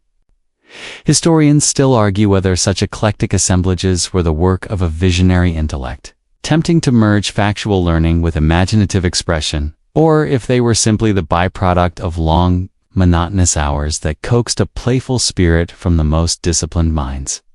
Your eyes wander over a particularly fragile folio, its edges torn and its once bright illuminations dulled by time. As you delicately turn the yellowed pages, you become immersed in a narrative that blends myth, history, and personal reflection. The text, written in an ornate hand, recounts the chronicles of a forgotten saint whose miracles were recorded with both graphic precision and poetic exaggeration. Here, the margins burst with cryptic symbols and occasional humorous jottings. A wink, perhaps, from the scribe who sought to soften the gravity of divine intervention with an undercurrent of human mischief. At one point, a marginal note in flowing cursive entertains a playful absurdity. It suggests that the saint's miraculous healing powers might have been enhanced by an unheard-of poshuna concoction of herbs and honey that, when mixed with a dash of laughter, purportedly cured the most stubborn of ailments. Such quirky asides serve as subtle reminders of the inherent contrast between the rigid celibacy of Scripture and the irrepressible vibrancy of the human spirit. The air in the archive feels almost alive with the murmurs of the past, as if each manuscript is eager to retell its story. You pause near a low, carved shelf that houses a selection of marginalia so surprising in both tone and content that they seem to belong to a different world altogether. One parchment, its ink smudged in places, contains a series of satires that poke gentle fun at the very rigors of scholarly work, jabbing at the staid proceedings of scriptoriums with a light-hearted bravado. The humorous criticisms, witty annotations inserted between solemn passages remind you that even the most devout scholars were not immune to the desire to laugh at their own circumstances. In the interplay of erudition and irreverence, you sense a fragile harmony that speaks volumes. That in the midst of existential gravity, the common need for humor provided a much-needed reprieve from the burdens of endless study and piety. Historians still argue whether these playful interstices were mere scribal errors, or if they represented an early form of academic satire that allowed medieval thinkers to cope with the relentless march of time as you continue your quiet perambulation. Through the labyrinthine stacks, the ambient light shifts with a slow crawl of dusk through a fractured window. The interplay of shadow and glow sets the ancient paper aglow in soft, flickering hues, lending each page a transient vibrance that seems to breathe with life. You find yourself momentarily lost in a dialogue with the silence of the archiva, conversation that transcends time, where the voices of long-vanished scribes speak softly through every curve of the quill and every stroke of delicate ink. The legacy enshrined within these manuscripts is not merely one of learned discourse, but also of quietly subversive humor, reminder that history, for all its gravitas, has always carried the potential for the unexpected, the whimsical, and the beautifully incongruent. Before you take your leave, you find a final manuscript tucked away in a shadowy niche, its cover embossed with enigmatic symbols and cryptic inscriptions. The text, part allegory, part historical record, appears to be an unfinished work that perhaps was intended to marry the rigorous demands of theology with the imaginative flights of fantasy. As you gently trace the embossed letters with your fingertips, you feel the palpable tension of creativity unbound by the strictures of orthodoxia, a creative impulse that defied the expectations of its era. These forgotten manuscripts, with their layered narratives and playful margins, speak to you of a time when intellect and emotion, gravity and mirth existed side by side in a delicate, suspended dance. Slowly, you retrace your steps through the archive, carrying with you the weight of its silent revelations. The myriad texts and tentative sketches have not only enriched your understanding of a bygone era, but have also stirred an enduring curiosity about the people behind the ink, those who, in the quiet hours of dusk, dared to merge the serious pursuit of knowledge with the tender sparks of human levity. Their legacy is etched in every faded letter and every soft, humorous scrawl on the frayed edges of parchment. As you step away from this repository of lost lore, you feel both the gravity of centuries-old wisdom and the light promise of a secret smile shared in defiance of time. In that quiet departure, the forgotten manuscripts continue to whisper their stories, a delicate echo of a world where the solemn art of narration was interwoven with the playful spirit of its makers. Their fragile pages, steeped in the duality of erudition and whimsy, remind you that history is not solely carved in stone or confined to grim chronicles, but is also inked in moments of unscripted human humor, and enduring testament to the creativity and resilience of the soul. You find yourself stepping off a well-trodden path into a realm where the echo of rogue legends and cunning rebellion persists in every crevice of the landscape. The dense woodlands and rugged trails now unfold before you as a natural stage for stories of infamous bandits, those elusive figures who challenged oppressive lords and carved out their own wild destinies. Here, amid the rustle of leaves, stirred by a gentle breeze and the subtle scent of damp earth, you can almost hear the distant murmur of whispered exploits, tales of daring raids, secret hideouts, and heartfelt jokes shared in midnight meetings under a starlit sky. It is a well-known historical fact that during the turbulent Middle Ages, bands of outlaws emerged not merely as common criminals, but as organized groups whose exploits sometimes transcended mere misdeeds to become symbols of resistance against exploitative authority. As you venture deeper along a narrow, winding trail marked by weathered signs and half-forgotten symbols carved into ancient trees, you pass the crumbling ruins of what was once a notorious bandit hideout. The faint outline of a stone structure, now softened by moss and ivy, bears silent testimony to the stop-hand thrust of a rebellious spirit. You sense this was once a secret gathering place where rugged outlaws met to plot their next escapade. And, perhaps, Share a laugh over a particularly bungled heist. One quirky tidbit that drifts through your mind is the legend of an outlaw, reputed to have worn a pair of oversized, colorful boots stolen, some say, from a pompous noble's wardrobe, that he claimed gave him the speed of a fox on uneven ground. This eccentric accessory, as improbable as it sounds today, adds a splash of humor to an otherwise grim portrait of outlaws, reminding you that even in the darkest shadows of feudal society, the human penchant for mischief and eccentricity could not be suppressed. Following the trail, you come upon a small clearing that appears to have once served as a temporary encampment for these bandits. Tattered banners hang from split tree limbs, and fragments of discarded armor and broken swords lie scattered among the scrub. You imagine that here, under the cover of night and away from prying eyes, these rogues huddled together over rough-hewn wooden tables to share stolen morsels and even surer wit. The air hums with memories of spirited debates about the best routes for ambush and clever tactics for evading capture. In those clandestine gatherings, the boundary between professional miscreant and folk hero blurred, as many bandits eventually became revered in local lore for redistributing wealth among the downtrodden. Historians still argue whether these acts of Robin Hood's redistribution were genuine social leveling mechanisms or simply shrewd maneuvers to secure local support. A debate that echoes through the corridors of academic treatises even today.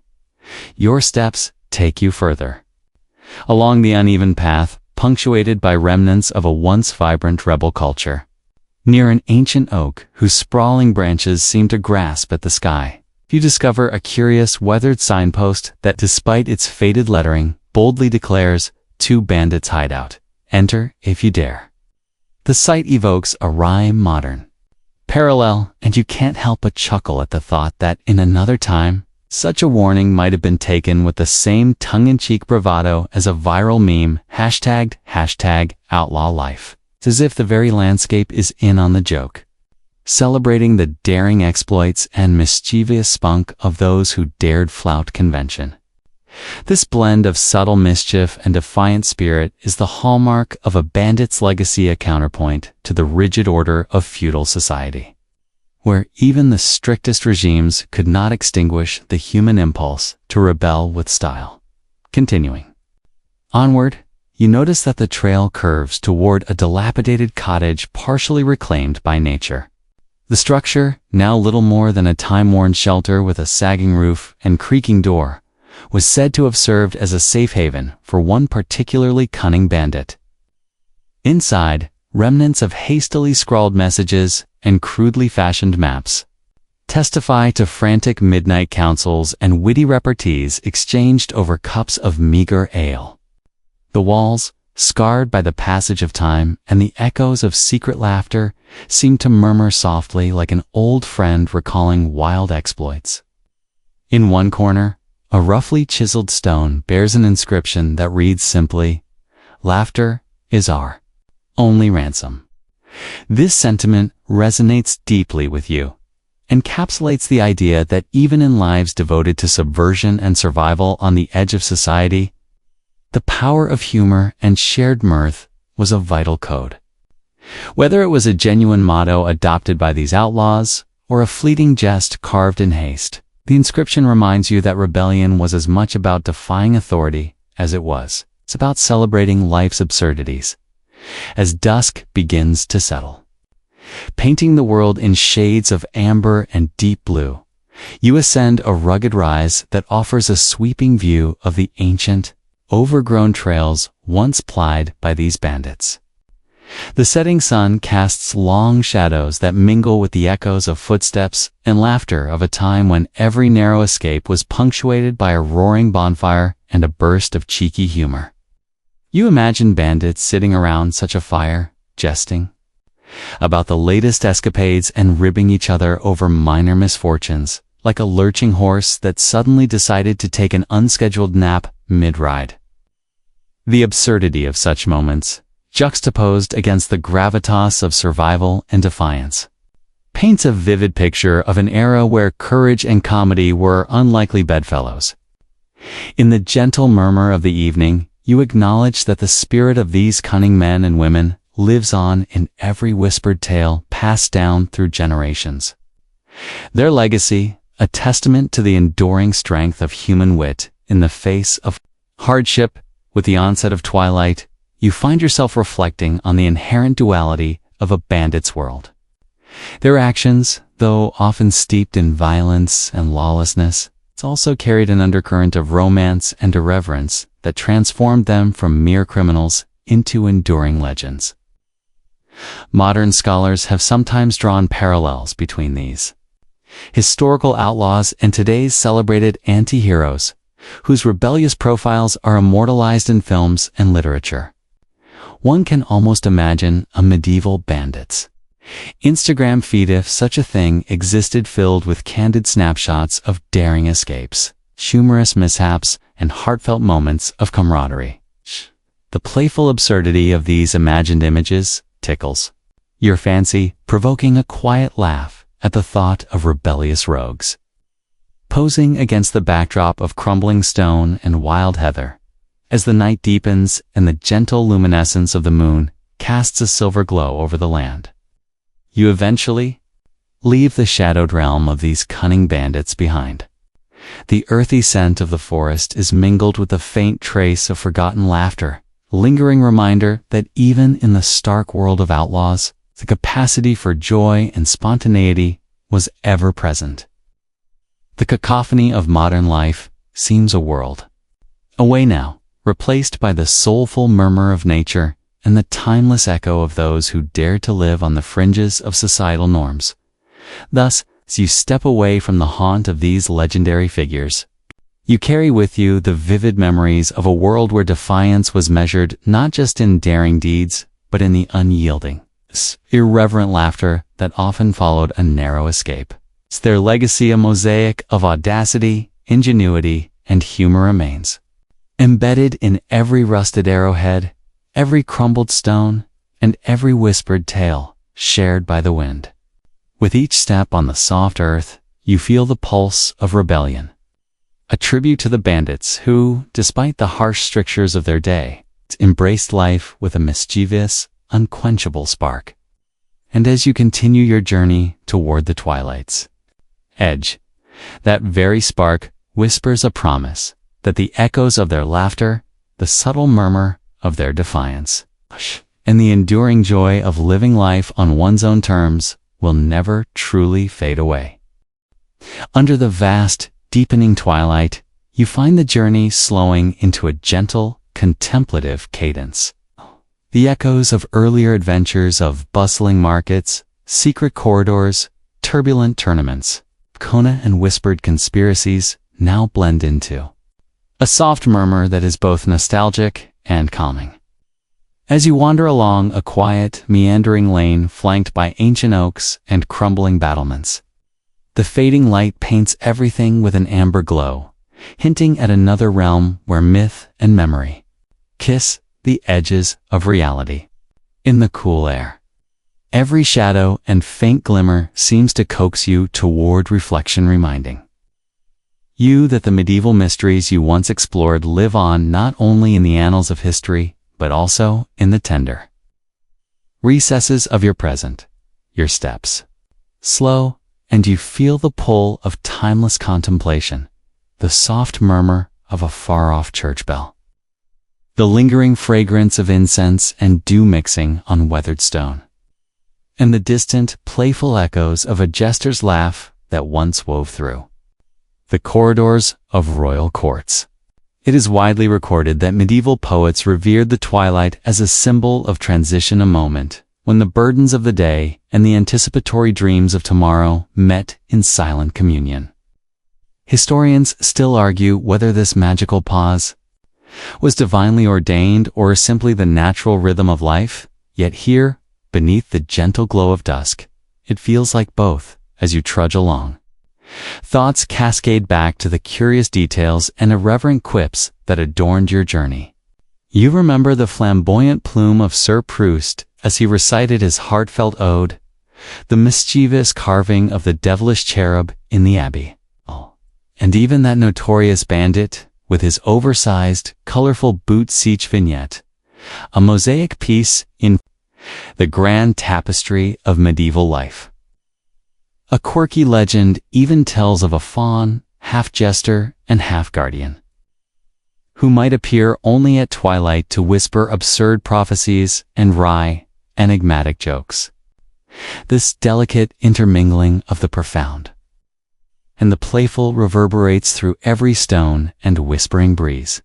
Now, every footstep on the soft, dew-damp path brings you closer to a clearing where ancient ruins softly dissolve into darkness. The scattered remnants of old fortifications and crumbling manuscripts invite your weary mind to rest. The muted chirp of crickets, the gentle rustle of wind through barren vines, and a solitary owl's call all compose a natural lullaby. You smile, imagining modern skeptics comparing these timeless acoustics to digital silence, a humorous aside. That reminds you, even in an era of instant notifications, nature still speaks in hushed, deliberate rhythms. The interplay of light and shadow on the rugged landscape seems almost orchestrated, as if designed to draw you into quiet introspection. Beneath the soft light, you notice how the silent monument of a long-forgotten castle and the tender tendrils of ivy, clinging to ancient walls, echoed the profound blend of scholarly debate and mischievous folklore. Historians still argue whether the enigmatic beauty of twilight was meant to elicit awe alone, or to serve as a gentle reminder that every end is also a beginning cycle that embraces both the solemn weight of history and the exuberant warmth of human laughter. In this serene interlude, every element, the cooling night air, the soft glow of a waning moon, the delicate interplay of past revelries and quiet contemplation welcomes you into a space where time seems to pause. You are invited to dwell on the tapestry woven from nobility and rusticity, from clandestine plots and unguarded jests. The journey you have embraced winds down into a final, immersive moment of calm, where every memory coalesces into a single, reflective tableau. The world of medieval marvels, with all its earnest struggles and unexpected moments of humor, lingers in the quiet corners of your mind as you become one with the gentle embrace of twilight. Wind down 300 words slowly. The vibrant pulse of the day softens into a delicate murmur of twilight. You pause beneath the cool gaze of a luminous, fading moon, allowing yourself the luxury of quiet contemplation. The air is hushed now, every sound a distant echo, the soft rustling of leaves blending into a gentle, rhythmic lullaby that cradles your thoughts. In this peaceful space, the vivid tapestry of medieval adventures gently unwinds, leaving you with the tender afterglow of whispered legends and amorphous mysteries. Your mind drifts over the vivid images of knightly valor, secret manuscripts, and mischievous glints of humor shared by humble peasants and rebellious outlaws alike. These memories, lovingly interlaced with scholarly musings and playful irony, now settle like soft sparks in the shadowed heart of the night. The once boisterous echoes of bustling marketplaces and tumultuous tournaments have receded, replaced by a serene stillness that speaks of rest and renewal. As your eyes trace the delicate patterns cast by moonbeams across ancient cobbles, recognize that this quiet now is as significant as the vibrant journey itself, tender punctuation in the grand narrative of time. You allow the calm to seep into your limbs, the soft cadence of the night inviting you to exhale, to release the weight of the day, and to welcome the comforting embrace of sleep. Every sensation becomes a gentle reminder of the enduring beauty found at the threshold of dreams, where history and whimsy merge into a soft, radiant peace. In this final reverie, the soft interplay of sound, light, and quiet reflection lulls you closer to a night filled with tender dreams and gentle insight. It whispers that, no matter how grand or tumultuous the past, there is solace and joy in surrendering to the inevitable. Tender rhythm of night's tender lullaby. End of script. Sweet dreams.